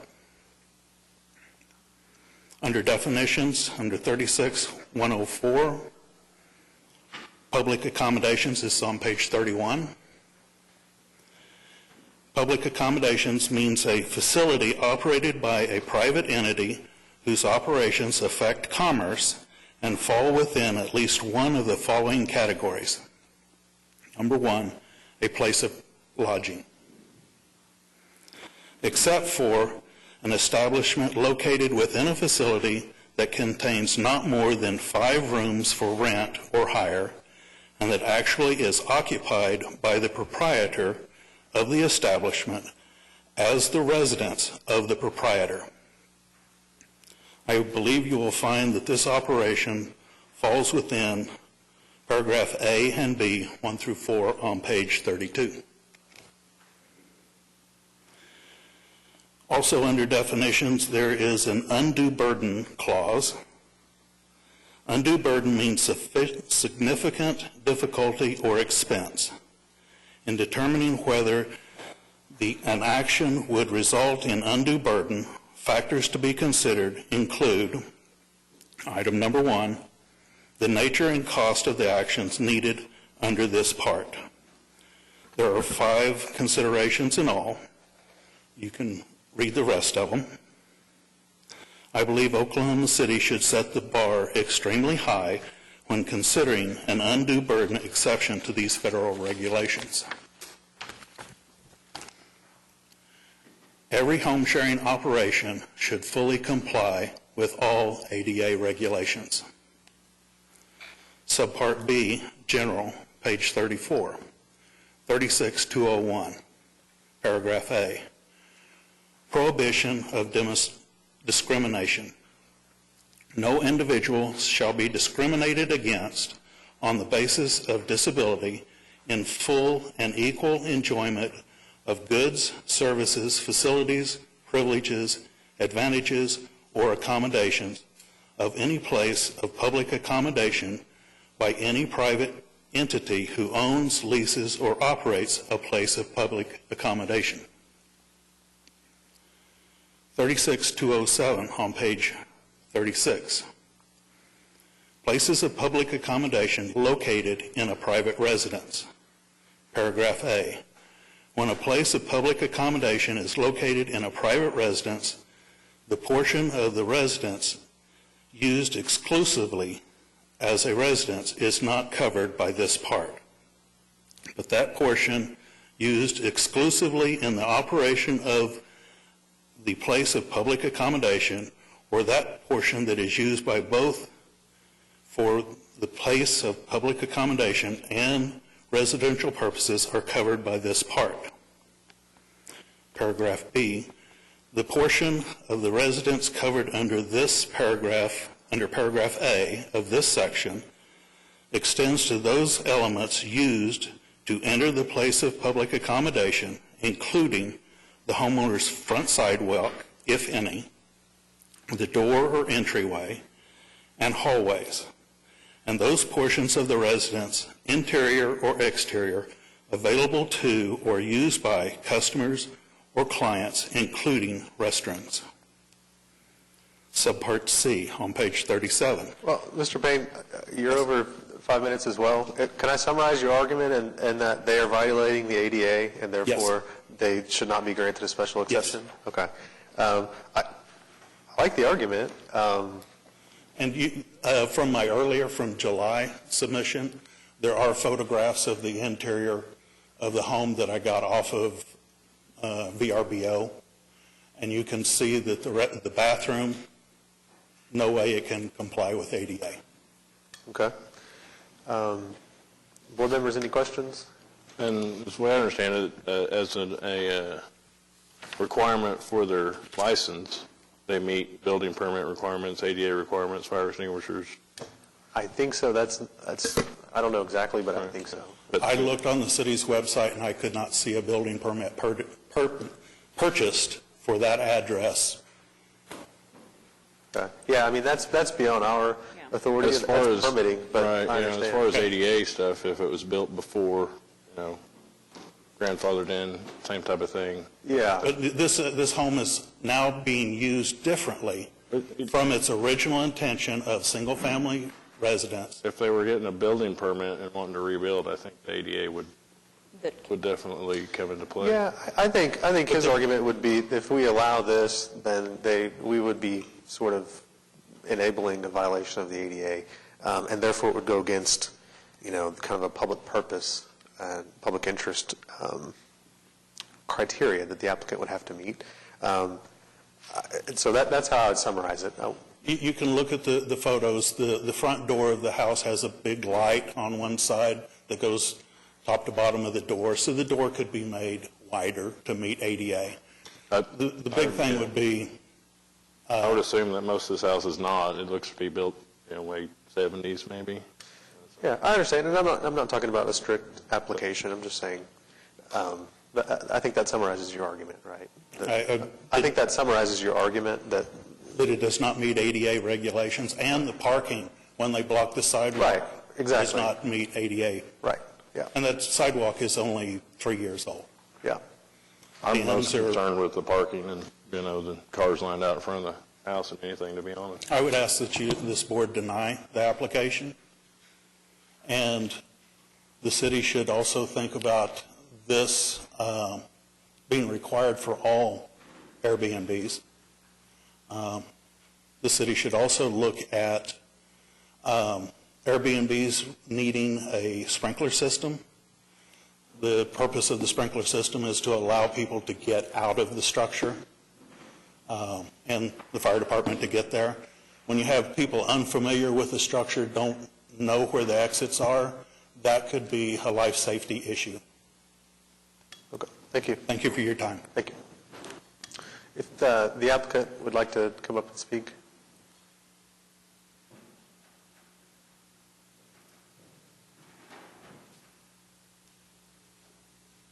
Gave me a lot of stuff to respond to. Thanks, guys. One thing I will say, I was contacted by John to come to this particular one.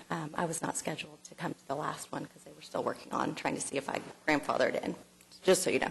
Anyway, as far as the parking goes, my husband and I each have a car, and our 2 older boys actually have cars. I don't want to be discriminated against because we all have cars either. Whether or not we live there full-time or not, the fact is that we have 4 cars in our family, and they have to be parked somewhere. That wasn't something that whenever we purchased the home, I was not told that we couldn't have 4 cars by purchasing this house. I agree. So I do understand the sidewalk. Hold on, I think I can save a lot of time here.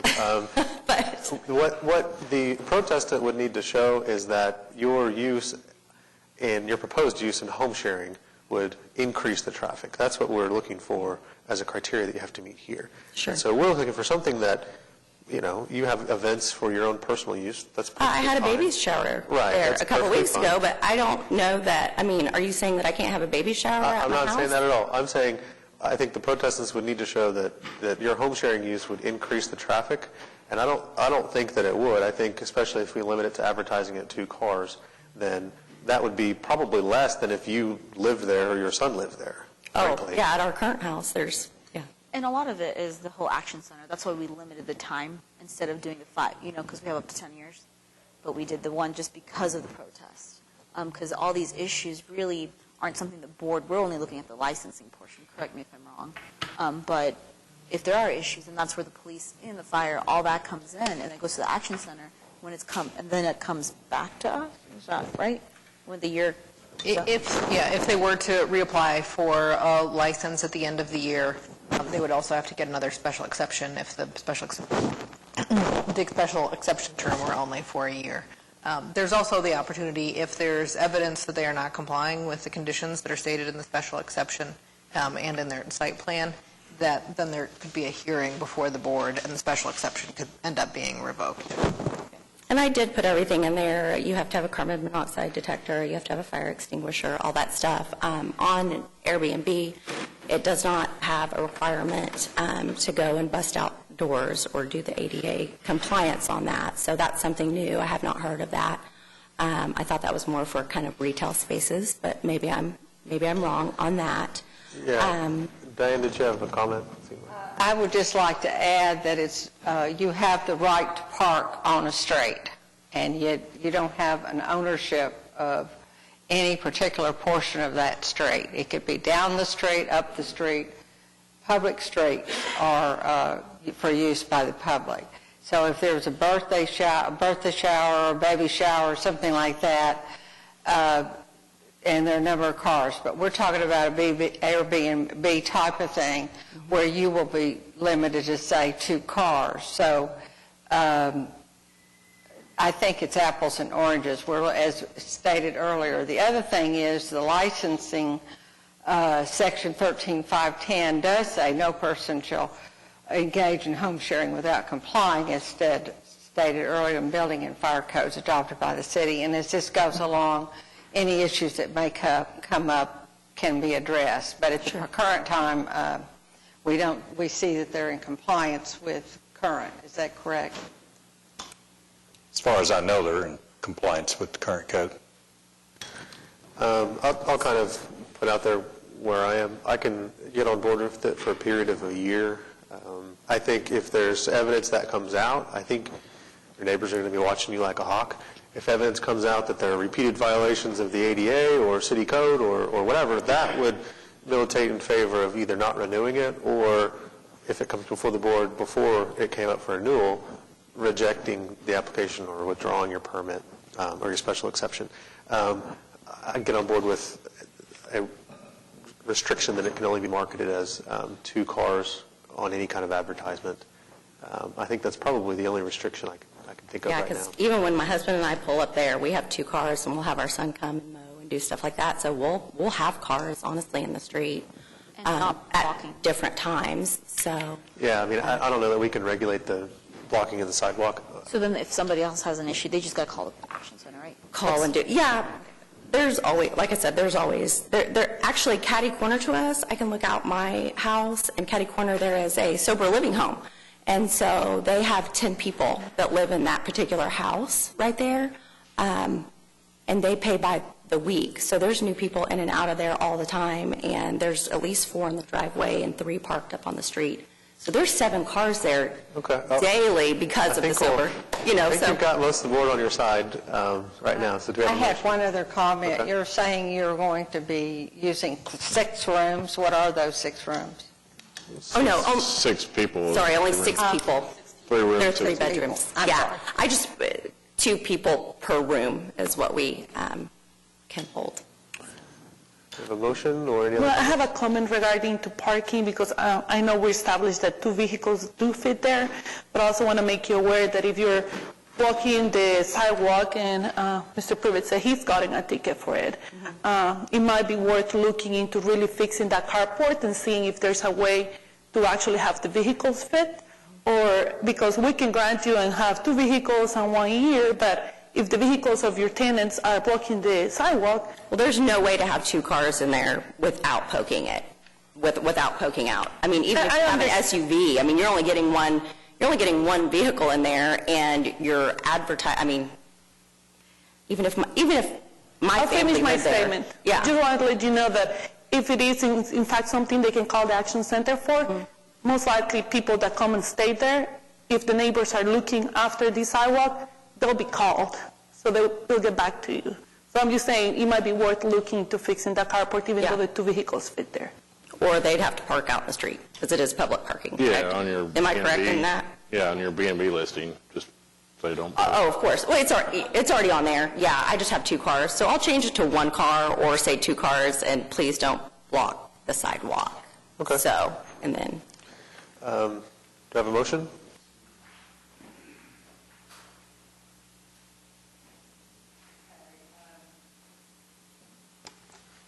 I move that case number 14623, application for special exception, be approved with the following conditions. That no more, that the advertisement for your rental will be limited to 2 vehicles. And if you could have some instructions to try to have them stay within the area, I know you can't enforce that, but 2 vehicles to be parked in the area is for 6 people, and one, how many rooms? One? There's 3 rooms. The house, the whole house, right? Okay. Yeah. And this will be for 1 year. And that all the requisites have been met, but for a period of 1 year. I'll second, and want to say I think I was mistaken on that ordinance. I think it's out in the street, not in the sidewalk, as far as parking. I think it's hanging out in the... My truck's hanging in the street. It's hanging across the sidewalk, too. So. Your confession of your citation? Yeah. I have a motion and a second to approve case number 14623 for the reason that it meets the statutory conditions for a special exception, subject to the conditions stated in the motion. Cast your votes, please.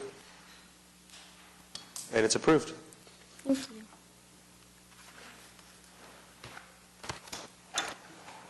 Item number 8, case number 14644, application to allow lodging accommodations home sharing in the R1 Single Family Residential District located at 2113 North Blackwater.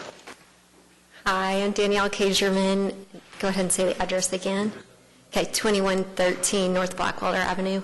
John, did you want me to do both right now or wait? I know they're separate on the... We'll do this one, and I'll call your next case after this one. Okay, I just want to... I'm applying for special exception to do home sharing at this location, and I would love up to 10 years. Can you speak a little bit about your application, like the number of rooms, the parking that you have available? Yeah, no problem. It's a 2-bedroom, 1-bath house. There's a carport that can hold two people parking, either tandem parking or right next to each other. And that was all that I would allow, is 2 parking spots. I have additional pictures of the cars parked tandem if you'd like to see it, where it does not block the sidewalk. I don't know if it matters, but I do home sharing already in different states, so it's not our first time to be doing this. Highly responsible, have over 200 stays that I've dealt with people. Very much do not allow parties, and I have certain house rules that I set before we even start sharing it. So. Do you happen to know how many other home sharing properties are around this area? This area is heavy with them because you're right by the plaza, which is only a few blocks away, so it's ideal for that, for people coming into town for business, or if family comes into town and doesn't have a house to stay there, they can stay still at a house. But no, I don't know the exact. I know in Oklahoma City there's over 100 listings available. Board members, any questions?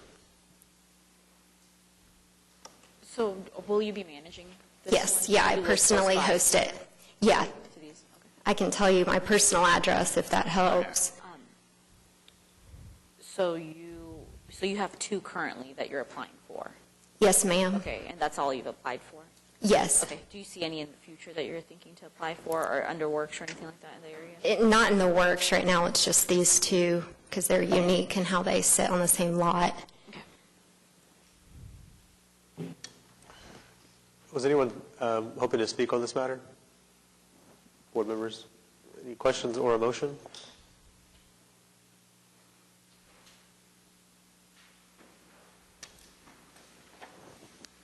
I think parking is fairly limited and tight on that area. Your parking area is pretty tight. There are a lot of people parking on the street and different things, correct?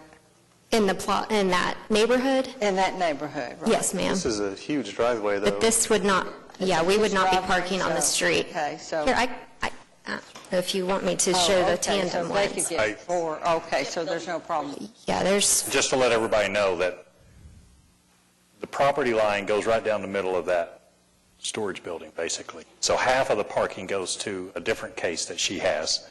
Half of it goes to this case. So you could probably get 4 cars on that? 4 is what we were going to say. 2 for this per, location, because it's 2 for the other location. 2 bedrooms Next on door. both sides. So this application number 13 is the one?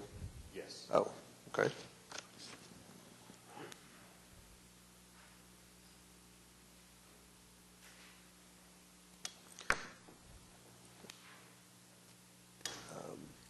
Do we have a motion?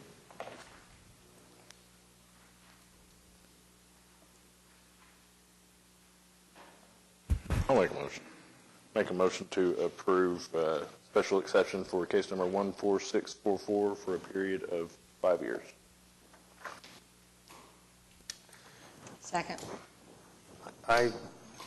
Well, there's already a motion, but yeah, I mean, this area has a lot of, this area has a lot of Yes, 10 years, home sharing, yes. and I'm not sure how it's going to develop, and, you know, I would just be more comfortable with a little bit shorter one on this, yeah, so 2 to 3 years. Amend my motion to 3 years. Can I ask what you just said? Why you switched it down? It's just a very new subject for us, that usually these are very disputed. And one thing I'm keeping an eye toward is not changing the character of a neighborhood. And you have another home sharing application that's right next door. That's 2 on one street.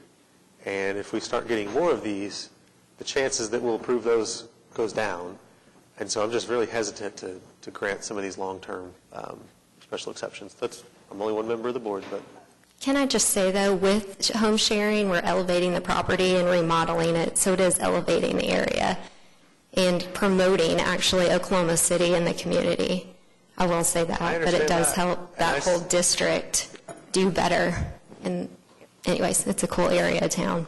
Absolutely agree with it. I think this ordinance being so new to Oklahoma City and all the different things that are coming up to us, we're trying to keep it to where we understand it too, without like starting and changing characteristic right off the bat. 3 years, I think, is the motion.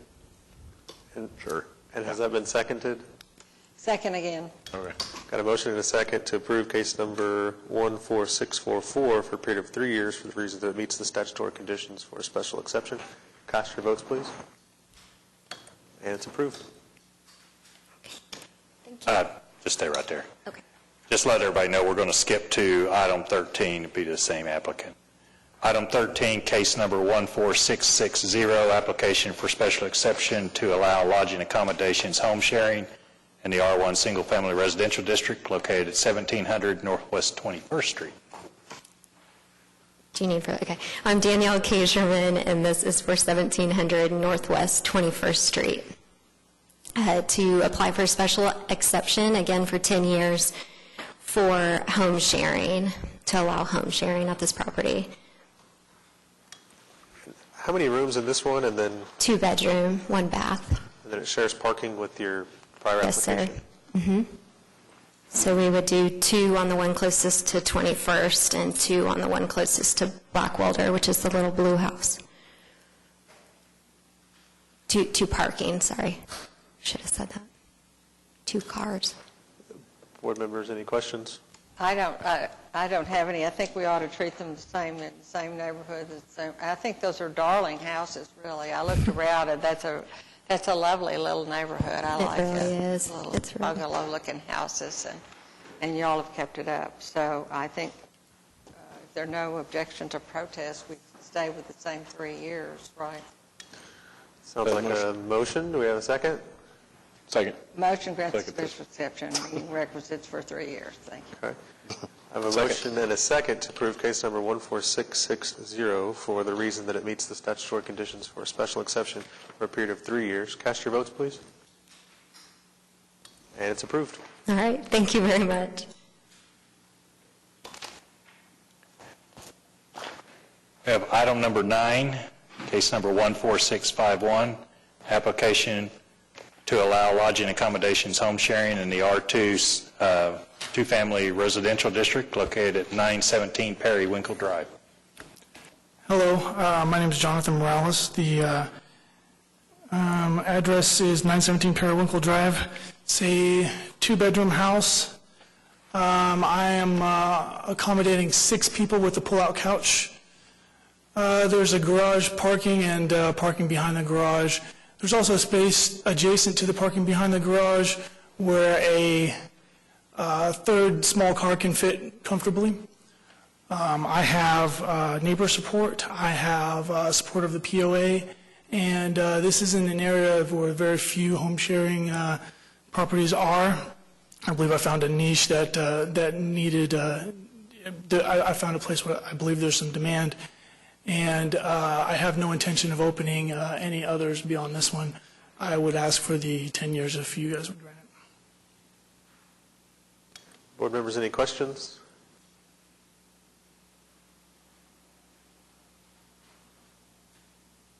I'm inclined to go along with the 5 years that we've been doing on this. This is a nice location. It looks like you have plenty of parking, and it's a cute house. But I think in line with what we've been doing, I could only support 5 years. Okay. Oh, by the way, I forgot to mention, I don't allow events or parties either. I could support that. I think this is a little bit different area. Looks like there's more parking. Everyone knows Plaza doesn't have the best parking. And it's just kind of a different area. I think I could support 5 years in this area. Me too, I can support the 5 years, and you did say that the POA is in support. Yes. We have a motion? I can support the 5 for sure, but I do believe that when we start looking in the future with all these Airbnbs, the characteristic of residential single-family R1s, I think zoning planning needs to go back and really look at something for this long-term, because we're going to start granting all these very, so you know my feeling on this, but yeah, I can go with it. But I agree. I think this is one where some of the early applicants, even the folks that get grandfathered in, but particularly the early applicants, are going to have quite an advantage, because as I start seeing more of these, I'm going to be less and less inclined to grant them. So that's my personal take, but it's your advantage that yes. you're early. So do we have a motion?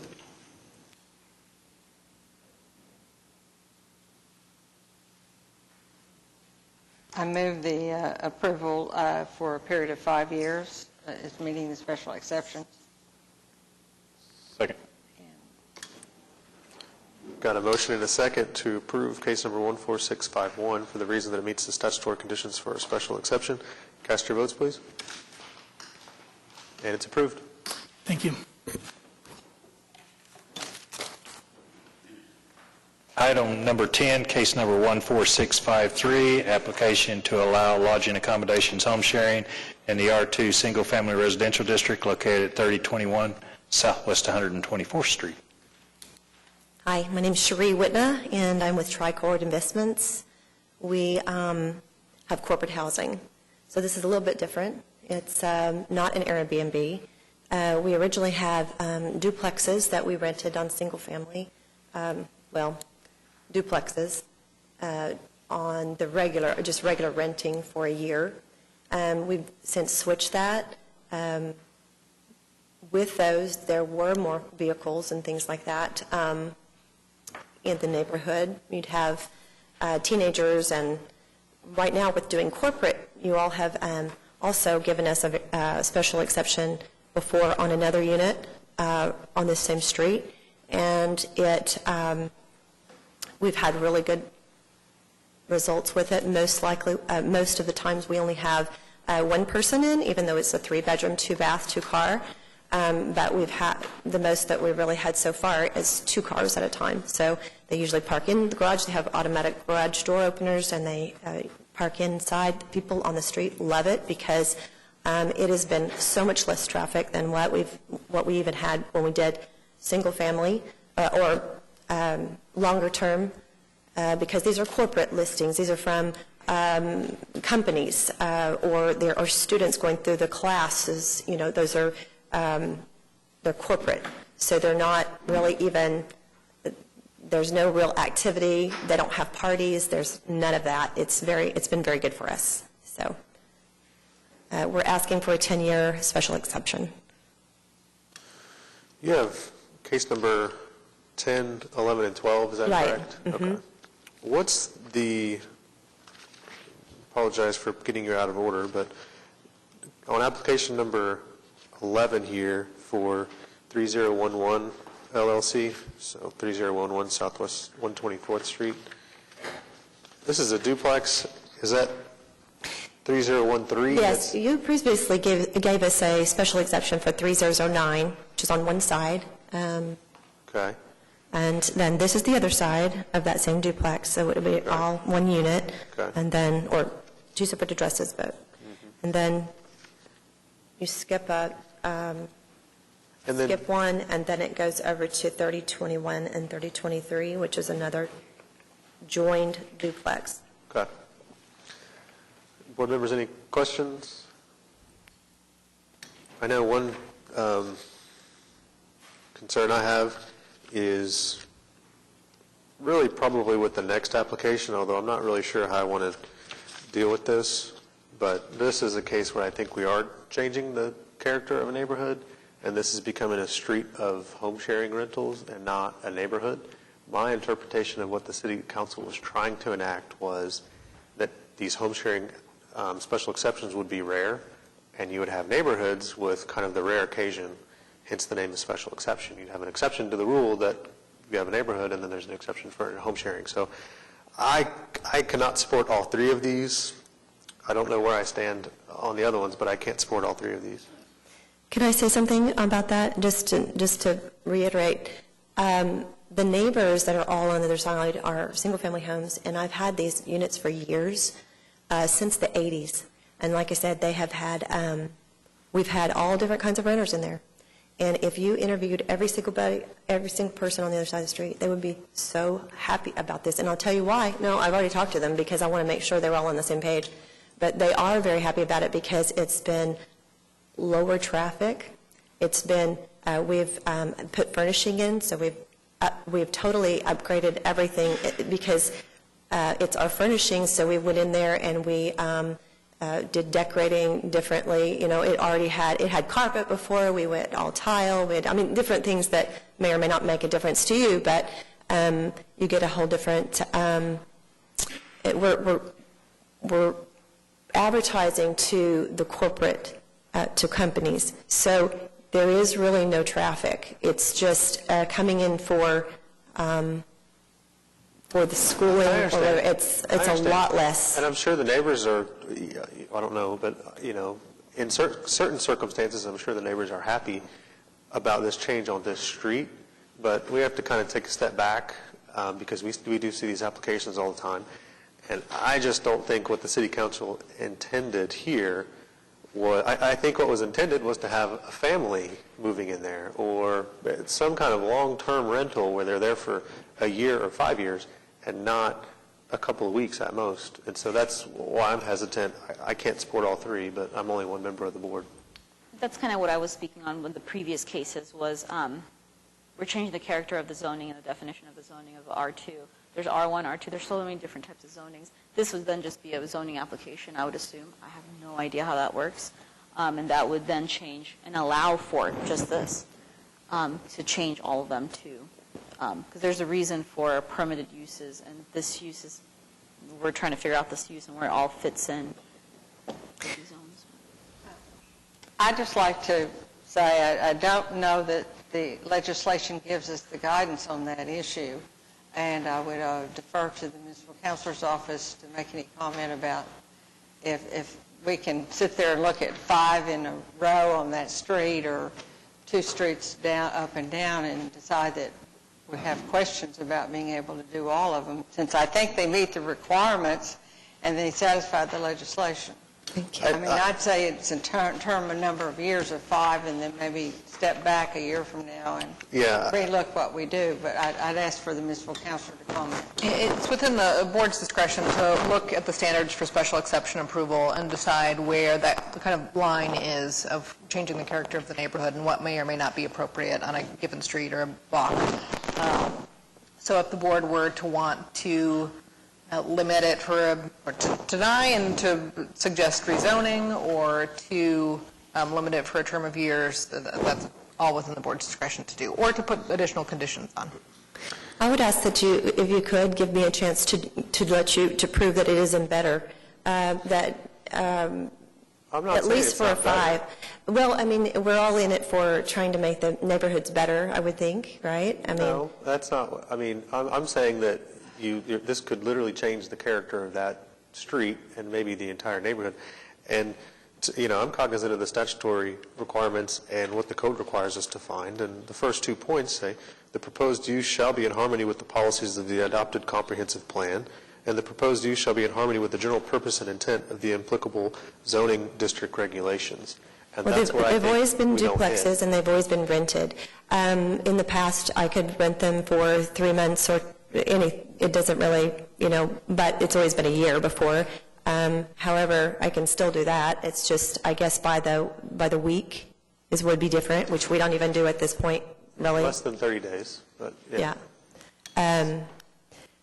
So I would, if there was any way, we would like to do ahead, because we have our duplexes, we have one that is, and then you would have someone who isn't. So it would be really better to have both sides doing the same thing. That's why I asked you whether this other one on 3011, the other side, was also a home sharing rental. Yes, and then... But in any event, I mean, I can maybe support 2 of these. I was thinking about denying number 11, but that's where I am, and I can always be outvoted. So.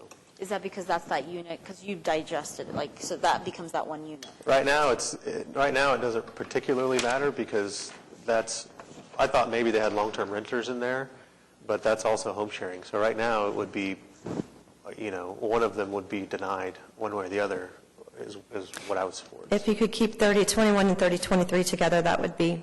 I was going to ask that. What's easier for, which ones do you want? Together. They're together.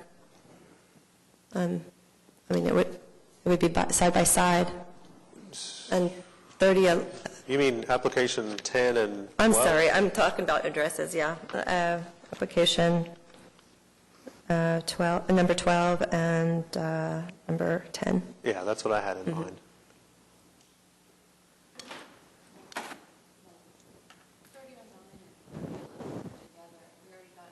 Right. So I guess it's whatever you wanted to, but we wanted to keep them together.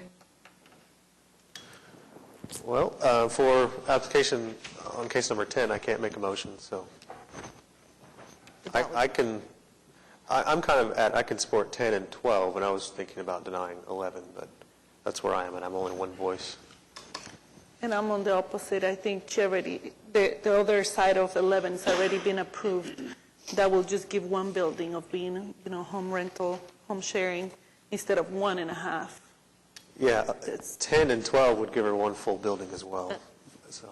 And that's kind of what you asked for. Yeah, if you guys could give me 5 years with what I've applied for, then it would have 2 that are side by side there, and 2 would be side by side there, and then it would be complete. I mean, I understand. It would. And I would appreciate that. Because, and everyone, I mean, I don't think there's anyone here that has, because I talked to everyone over there on that street, and they love it. And I'll tell you why. It's because there is not the traffic. And the people go in, they park inside the garage with the garage door, and they don't ever, it's just... Yeah, I have no doubt that it's better on this street. I'm just kind of taking a step back. But one other alternative, I don't know what the board is thinking, but one other alternative that I might be able to support is a shorter period of time for all of them, and we can see how this ordinance develops. But, I mean, that's... I would feel better about that, 1 year. Like a 1 year. Unless at this point in time, I'm not inclined, I know I'm the dissenter here, but I'm not inclined to just pick 2 and then decide to deny the other because we've decided on this street or this area. Because I don't know. I don't read that clearly as much, although it's in the ordinance, that we can do that. I just hate to pick one. I'd rather try it and see how it works and how it does, as opposed to 5 years, have it 1 year and see what it's like at the end of 1 year, and then we will know more. Right now, we don't have any experience. I like the second, which term limit-wise, have a fewer years, approve it. the reason is because we're going to have to go back to the drawing board to figure out where we're going to allow for this. Because we may allow it now, and then when the reapplication comes in, we may deny it because now what we've created does not go in with the flow. So I think I feel comfortable doing all of them and then limiting the years approved. I agree with you on that, because then at the year we would know this is not going to work, and so not all of them would be renewed. Yeah, I appreciate the opportunity to do it. I would appreciate 3 at least, but yeah, I understand. I think we might get some more guidance from the Supreme Court, the City Council within, a year. It's our Supreme Court. Do we have a motion? Could we are you able to give 3 years for that, to give it a trial run? No? I wouldn't, but I'm only one vote. So. No? Okay. I wouldn't. I'm even hesitant because of the character of the neighborhood. I mean, we've heard from neighbors that have been concerned about one house, and these will be 4 properties in the same block.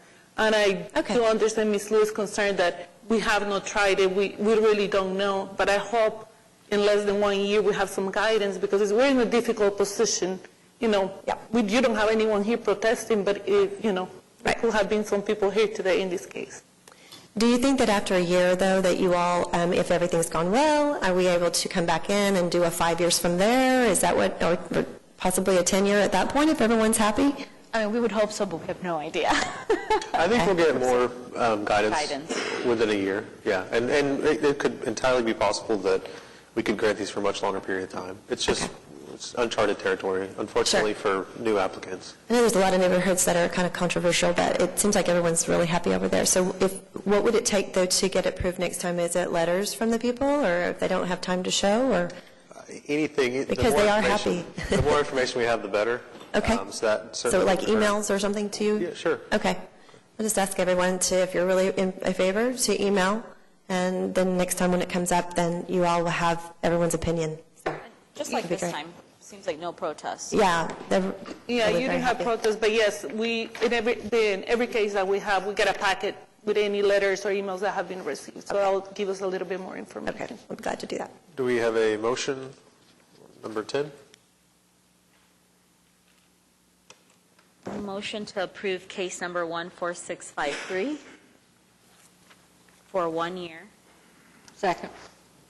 The motion and second to approve case number 14653 for the reasons that it meets the statutory conditions for a special exception for a period of 1 year. Cast your votes. And it's approved. Let me read the next one. Okay.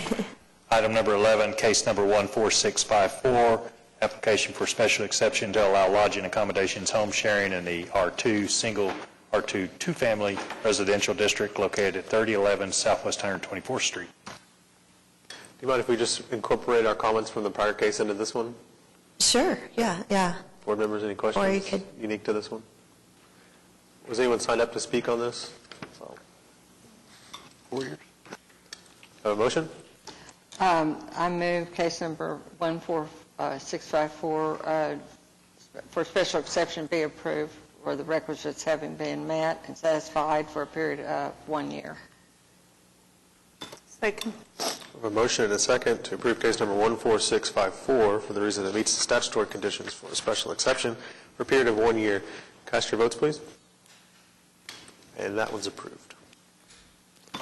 And item number 12, case number 14655, application for special exception to allow lodging accommodations home sharing in the R2 two-family residential district located 3023 Southwest 124th Street. Mind if we incorporate our comments from the prior case into this one? Please do. Okay. Yeah. Board members, any comments?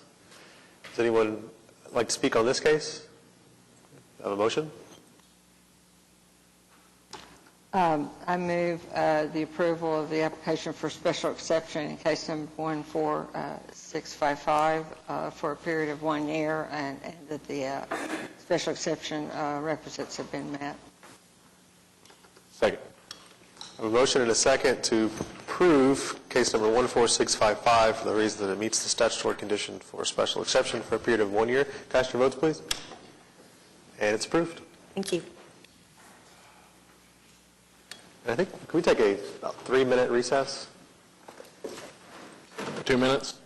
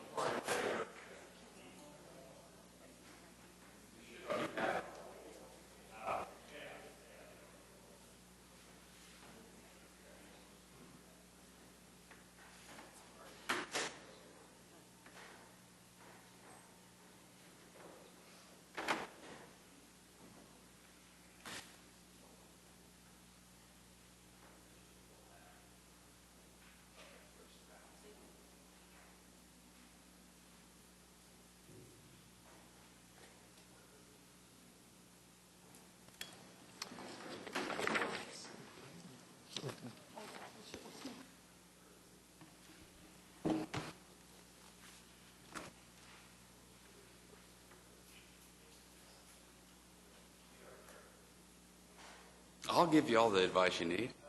I'm sure between Kelly and I, we could.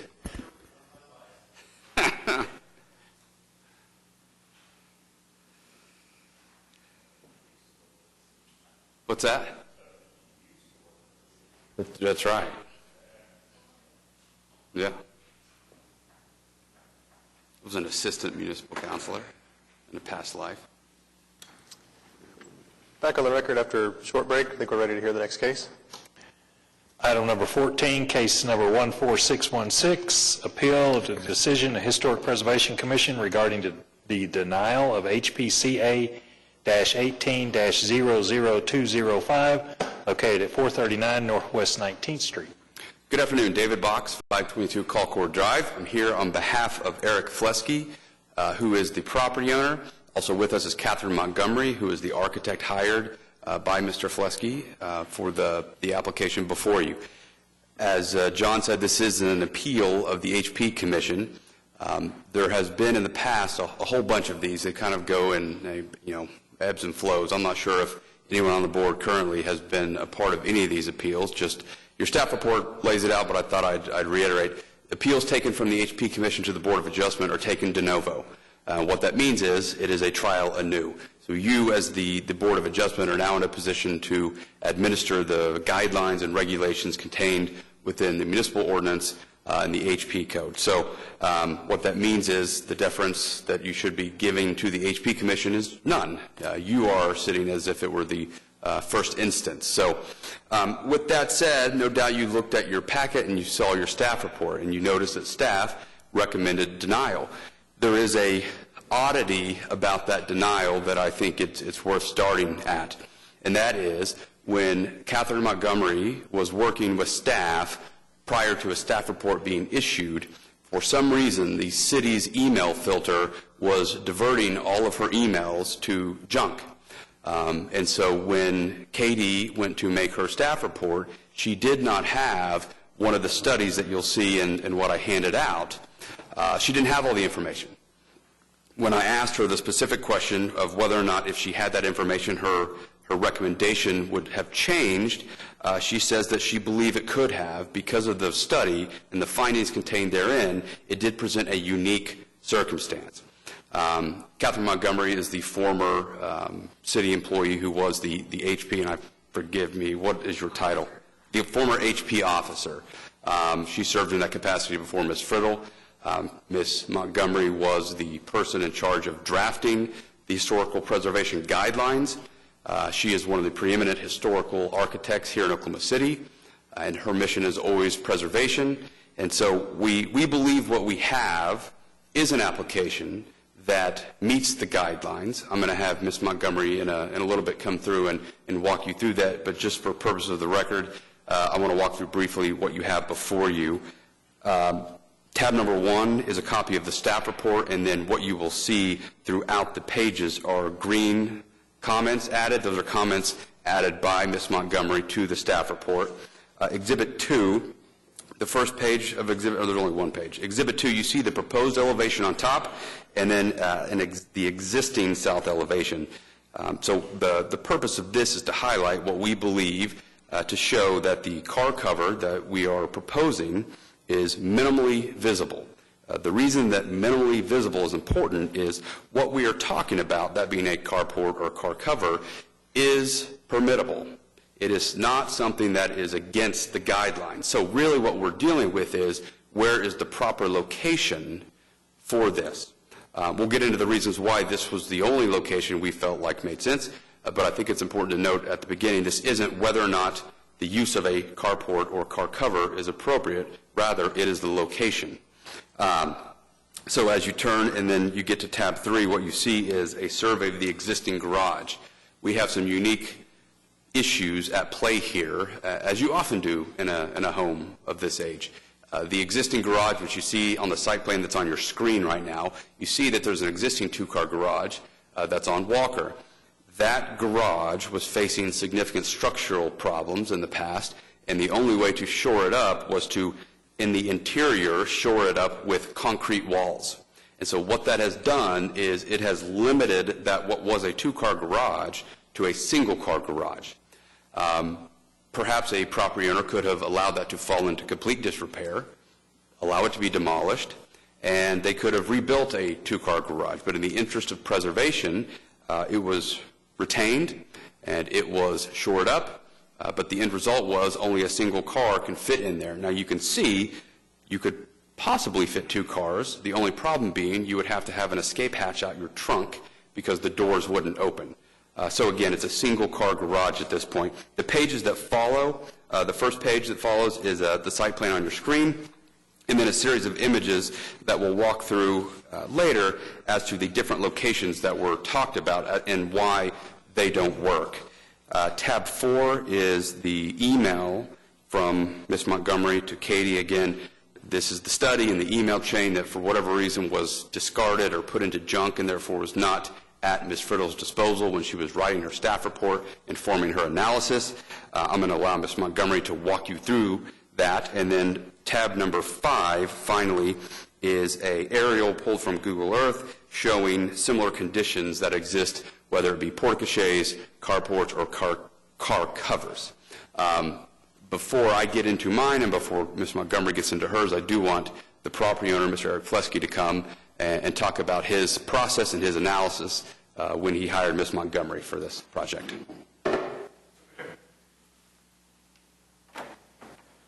Good afternoon. I'm Eric Flesky. I live at the subject address, 439 Northwest 19th.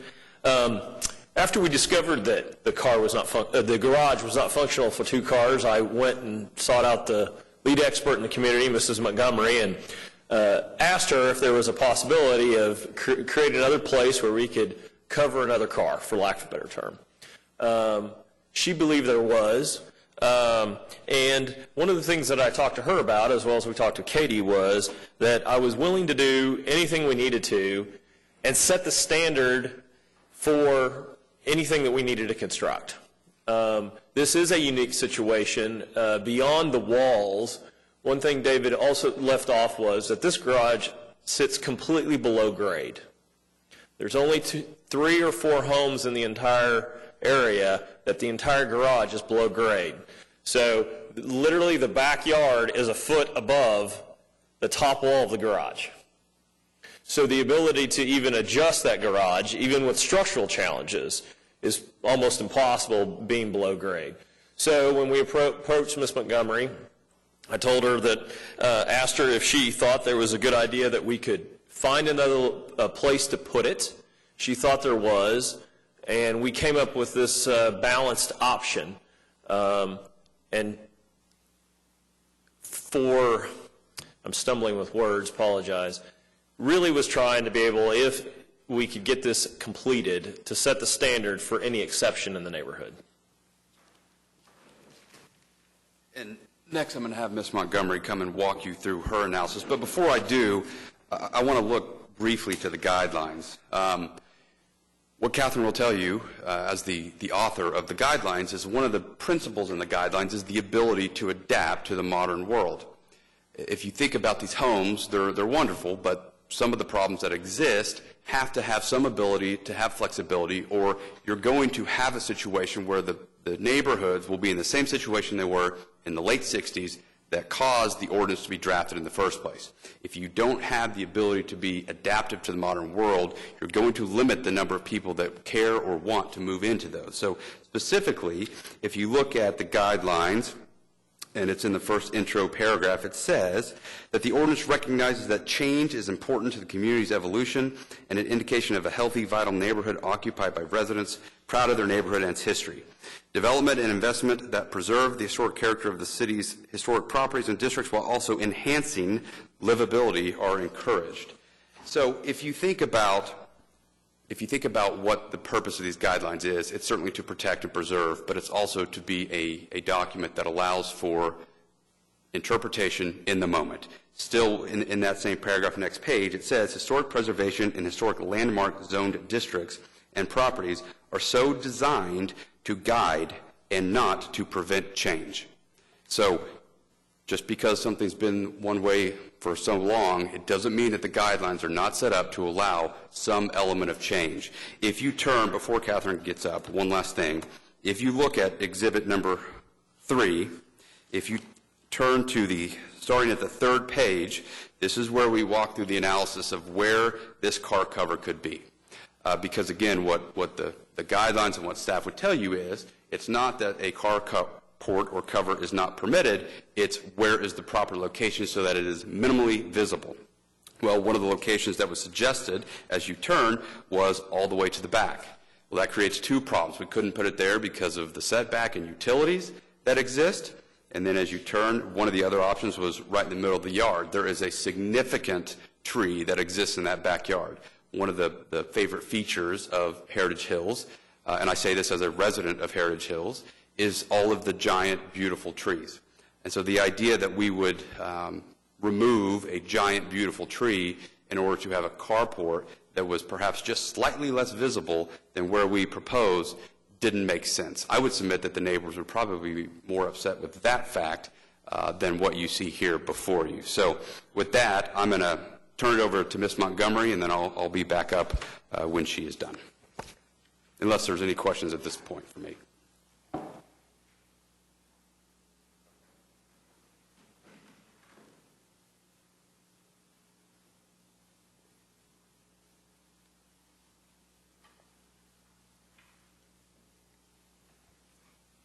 Hi, Catherine Montgomery. I'm the president and founder of the Preservation and Design Studio, which is the enterprise I began and have been with since working for the city. I also did 8 years as the historic preservation architect at the State Historic Preservation Office, where I reviewed numerous cases for adverse effect under Section 106 of the Historic Preservation Act. Those Section 106 reviews included giant buildings, and it included single-family homes. Then, as the Historic Preservation Officer with the City of Oklahoma City, in 4 years was responsible for the review of about 500 different applications and staff reports, like what Katie does now. So since that time, I've been engaged in many historic preservation projects across the state and in Texas, including being very committed, even though they don't make a lot of money, to the neighborhood and providing services for people who are seeking to come before the Historic Preservation Commission.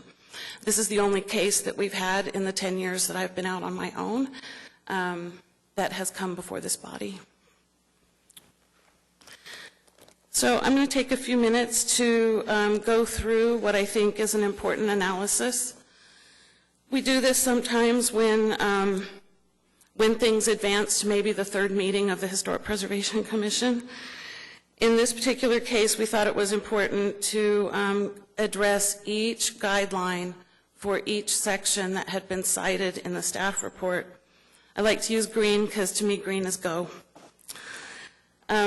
Importantly, on page 2, and I'm looking at this document that has the green in, that you have in your packets. I'll just start on page 2 with the existing conditions. What you've heard is that the access from the garage, the lower level of the accessory building facing Walker, is via the steep concrete steps to the south of the garage building. The height difference between the garage level and the back gate is about 10 feet. Once through the gate, there's a sidewalk that leads uphill to the back door, where there's another 4 steps up to the back deck and porch. There's no access to the backyard through the interior of the garage. There's a south door on the second level of the garage building that opens to the backyard, but there is no interior connection between the garage level and the second story of the accessory building. The east driveway is not original to the property, but it's well established and is about 35 years old. There's been some discussion that maybe that driveway was built without a certificate of appropriateness, which is inaccurate. It was granted a certificate of appropriateness when it was constructed. The garage building is about 22 feet by 22 feet deep, and later tilt-up concrete walls line the interior of the garage, for reducing the clear interior space available for parking. The garage can comfortably fit 1 car, but 2 modern regular sedans cannot occupy the garage at the same time and be accessible. Our go-to vehicle is a Ford Taurus because it's like, you know, the regular car. Then moving on to page 3, that the staff report reported that we wanted to create this an additional parking, which isn't really additional parking, it's already parking because it's a driveway. So really, it's not an additional parking opportunity, but it is desired to extend the driveway by 8 feet 8 and 5/8 inches so as to push the car cover as far back as possible without endangering the mature tree. The guidelines do promote the protection of mature trees in the site section, which is right up front. The cover does not touch the house or connect to it in any way.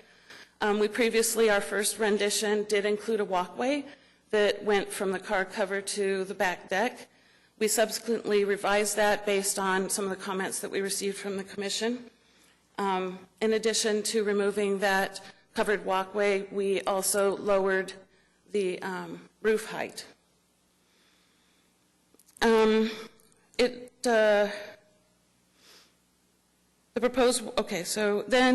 proposed car cover is basically in line with the existing edge of the existing driveway, which is more than 1 foot inside the east side property line, which is on the fence line. There are 2 column points that are about 1 foot off the face of the existing house, and the foundation for the columns will be about 6 inches from the foundation of the house. Only as much concrete as is needed to put in those foundations will be removed, and that's about 2 square feet for each of 4 columns. This is just to emphasize that there will be minimal or no impact on the historic structure. Lower down, the applicant would like to offer additional guidance from the guidelines, which was not included in the staff report and has an important points for HP Commission to consider. Section 1.1 of the guidelines quotes, "The city's historic preservation ordinance acknowledges that historic districts and landmarks are valuable assets to the city. The ordinance recognizes that change is important to the community's evolution and an indication of healthy, vital neighborhoods occupied by residents proud of their neighborhood and its history.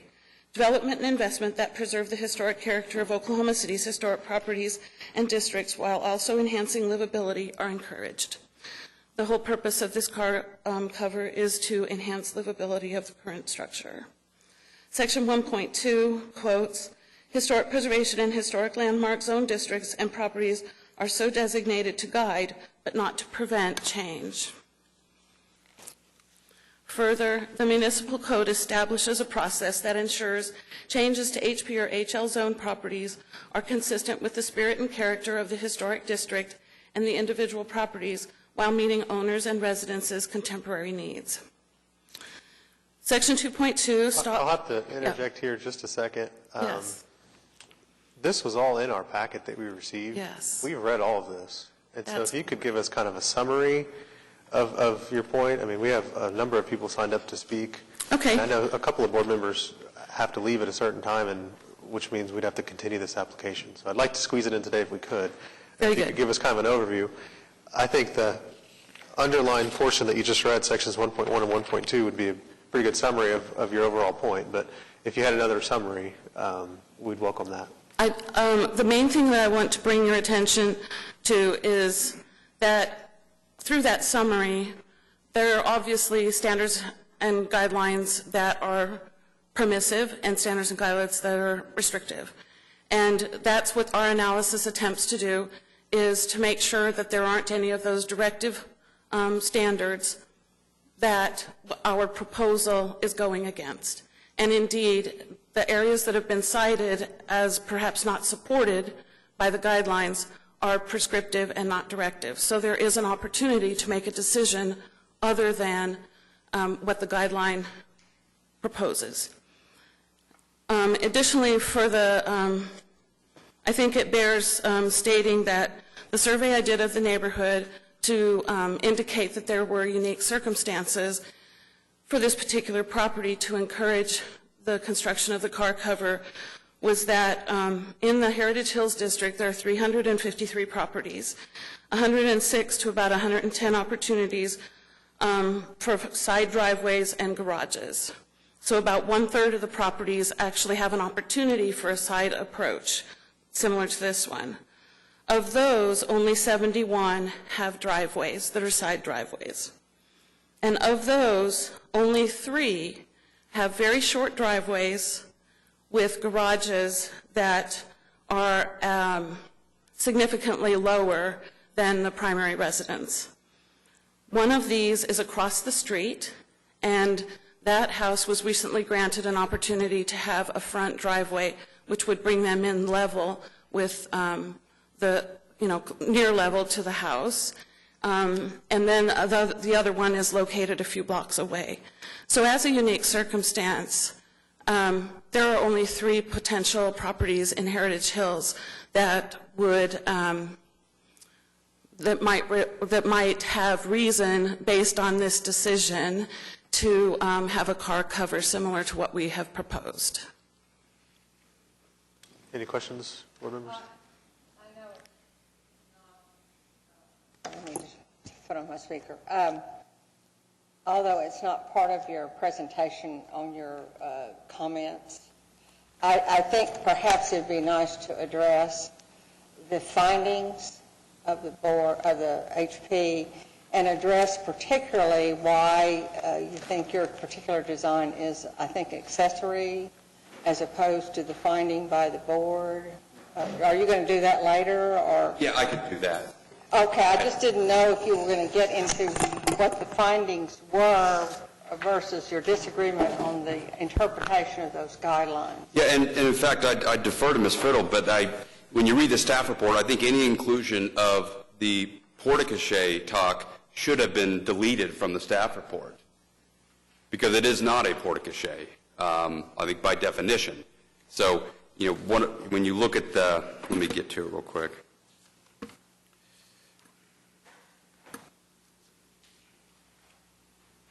And again, those findings were adopted from the staff report.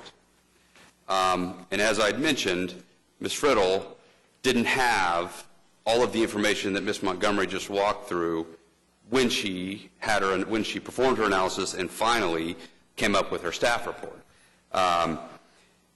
So if there's any specific findings that you'd like me to discuss, I can, but part of our disagreement with the findings is they were adopted from staff's inclusion in the staff report that Ms. Friddle's indicated to me that perhaps wouldn't have been there or would have been different had she had all the information that Ms. Montgomery had. Specifically, the concern being, what I'm guessing you're going to hear from my neighbors, is going to be one of the things they're concerned about is some sort of precedential effect. And that's why Ms. Montgomery went through the painstaking task of looking at the entirety of Heritage Hills to see, is this really a concern? And what she found there are literally only 3 properties in the entirety of the neighborhood that have this scenario in which you have the side garage, significant grade, and short distance. One of the goals of the guidelines is to make it minimally visible. So if you think about what we could park now or where we could park now, it would be more visible because we'd be closer to 19th Street than we're proposing, because we're actually pushing it back further into the backyard, and so we're actually decreasing the visibility of a parked car.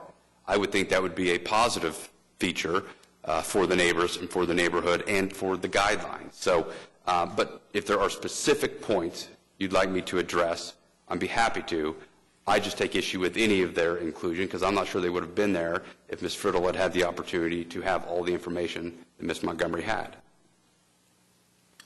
I think I understand that point, but I'm not sure that staff's recommendation is necessarily going to change the HP Commission's decision. So I'll just kind of add that point in there. Perhaps, although if staff had made a recommendation for approval, it certainly could have changed. The reason why Ms. Montgomery hasn't been here in 10 years is not because she hasn't had cases in front of the HP Commission.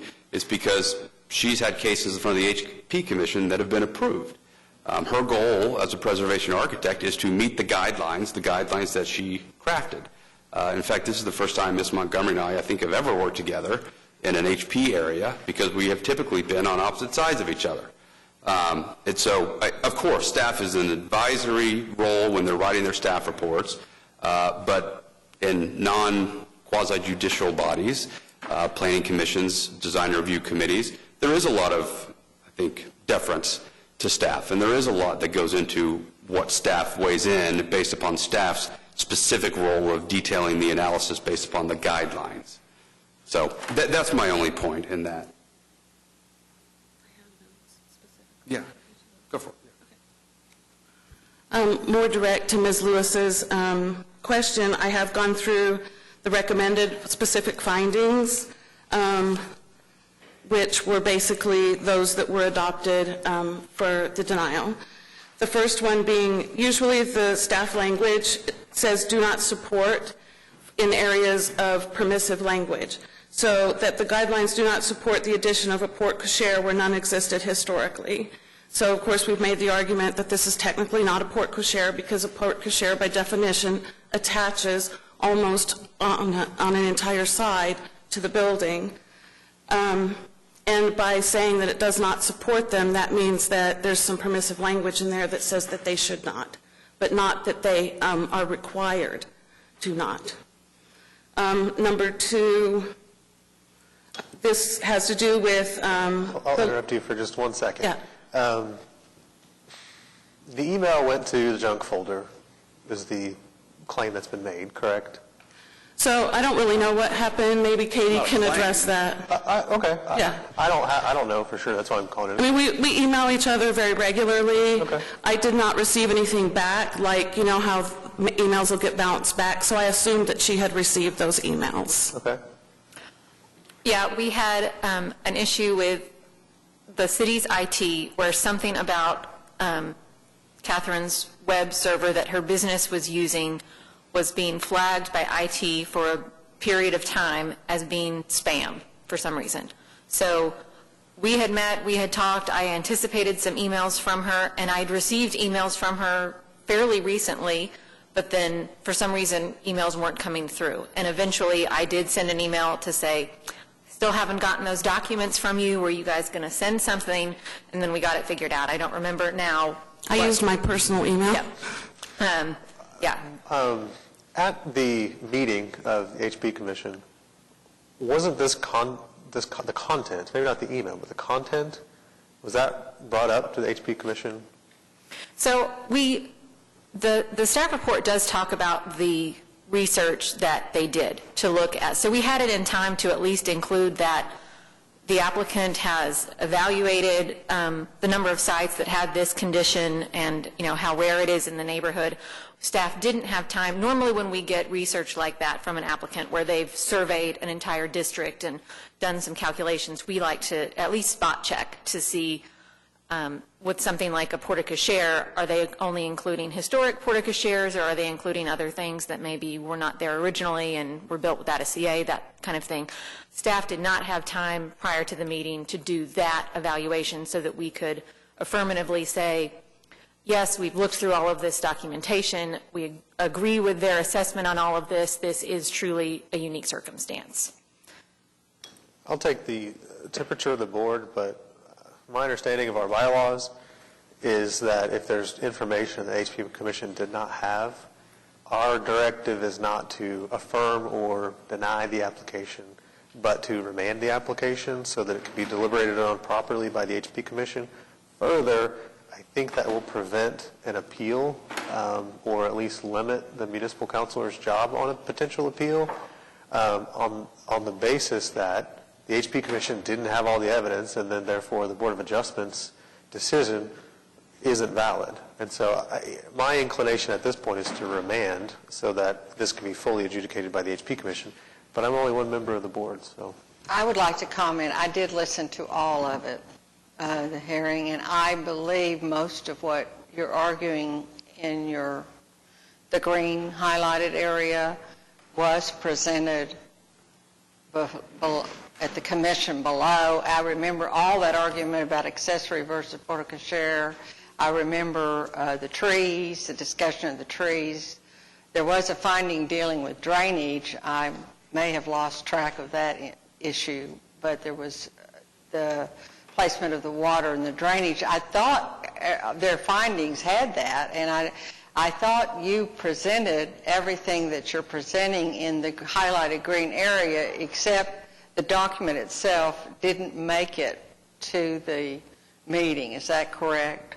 Well, my understanding of the comments was that it wasn't timely received in order to vet the information and verify the veracity of the information. And so I think at the staff level, that's right. Sure. I think the content was raised in the meeting, and I suspect I could probably place a bet on what HP might do with the actual document. But I still think, for our purposes, if HP didn't have all the information and it wasn't fully vetted, I'm not sure I'm comfortable affirming or rejecting the appeal. And to that point, I don't disagree, because this thing, no matter what happens here, becomes incredibly muddy as we move, whoever moves, across the street. Did you have a comment or? No. Okay. Board members, any other comments? Mr. Work, would you like to comment on that? Okay. And if we are going to have it heard, I at least want the right to come back up.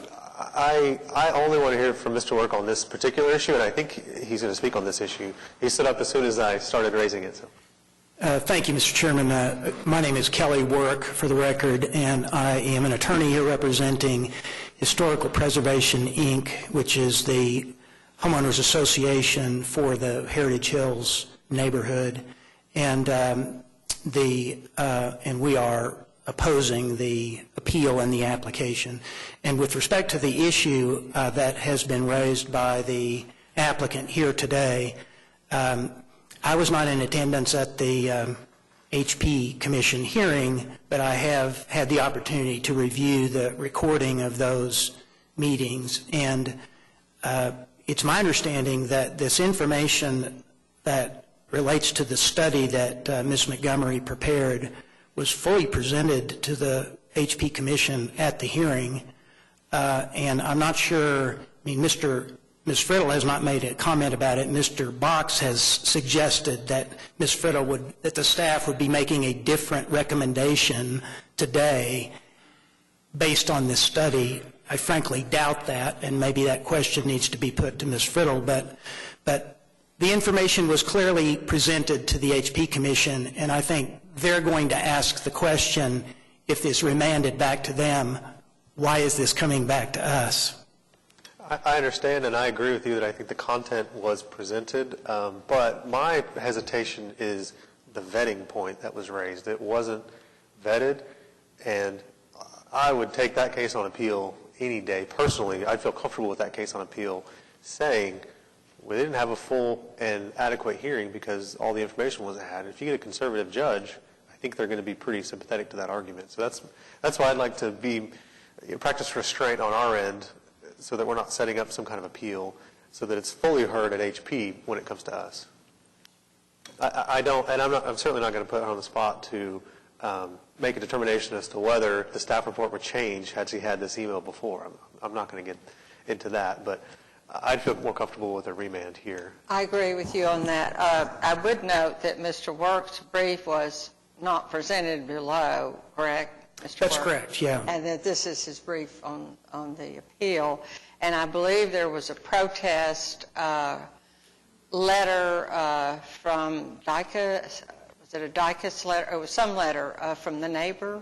They're the next door neighbors at 435. And I don't believe that was presented before the board, the commission before. I think there is new matter if your question is related to that. And her comments were not printed comments were not for the commission to read. You're right. Yeah, and this is not to say that any time there's new information that comes up, I would want to remand. This is simply because this new information normally is vetted and wasn't here. And so the HP Commission didn't have the full facts in front of it when it made its decision. So do I have a motion, perhaps, to remand the case?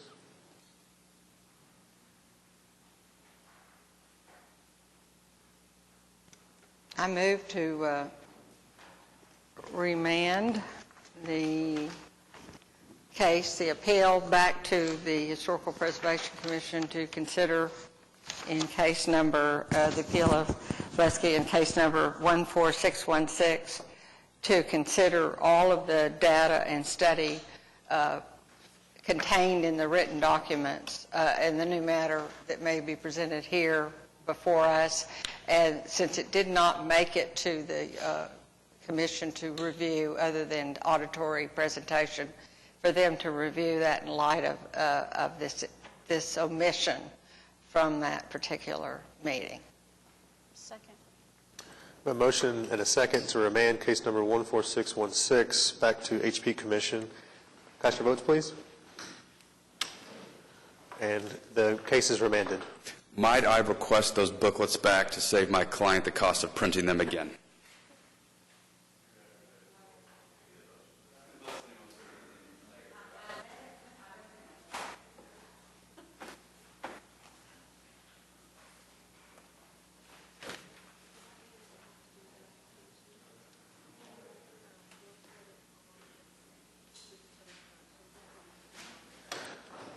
The next item on the agenda has been continued, or the next case on the agenda has been continued, so we have additional items.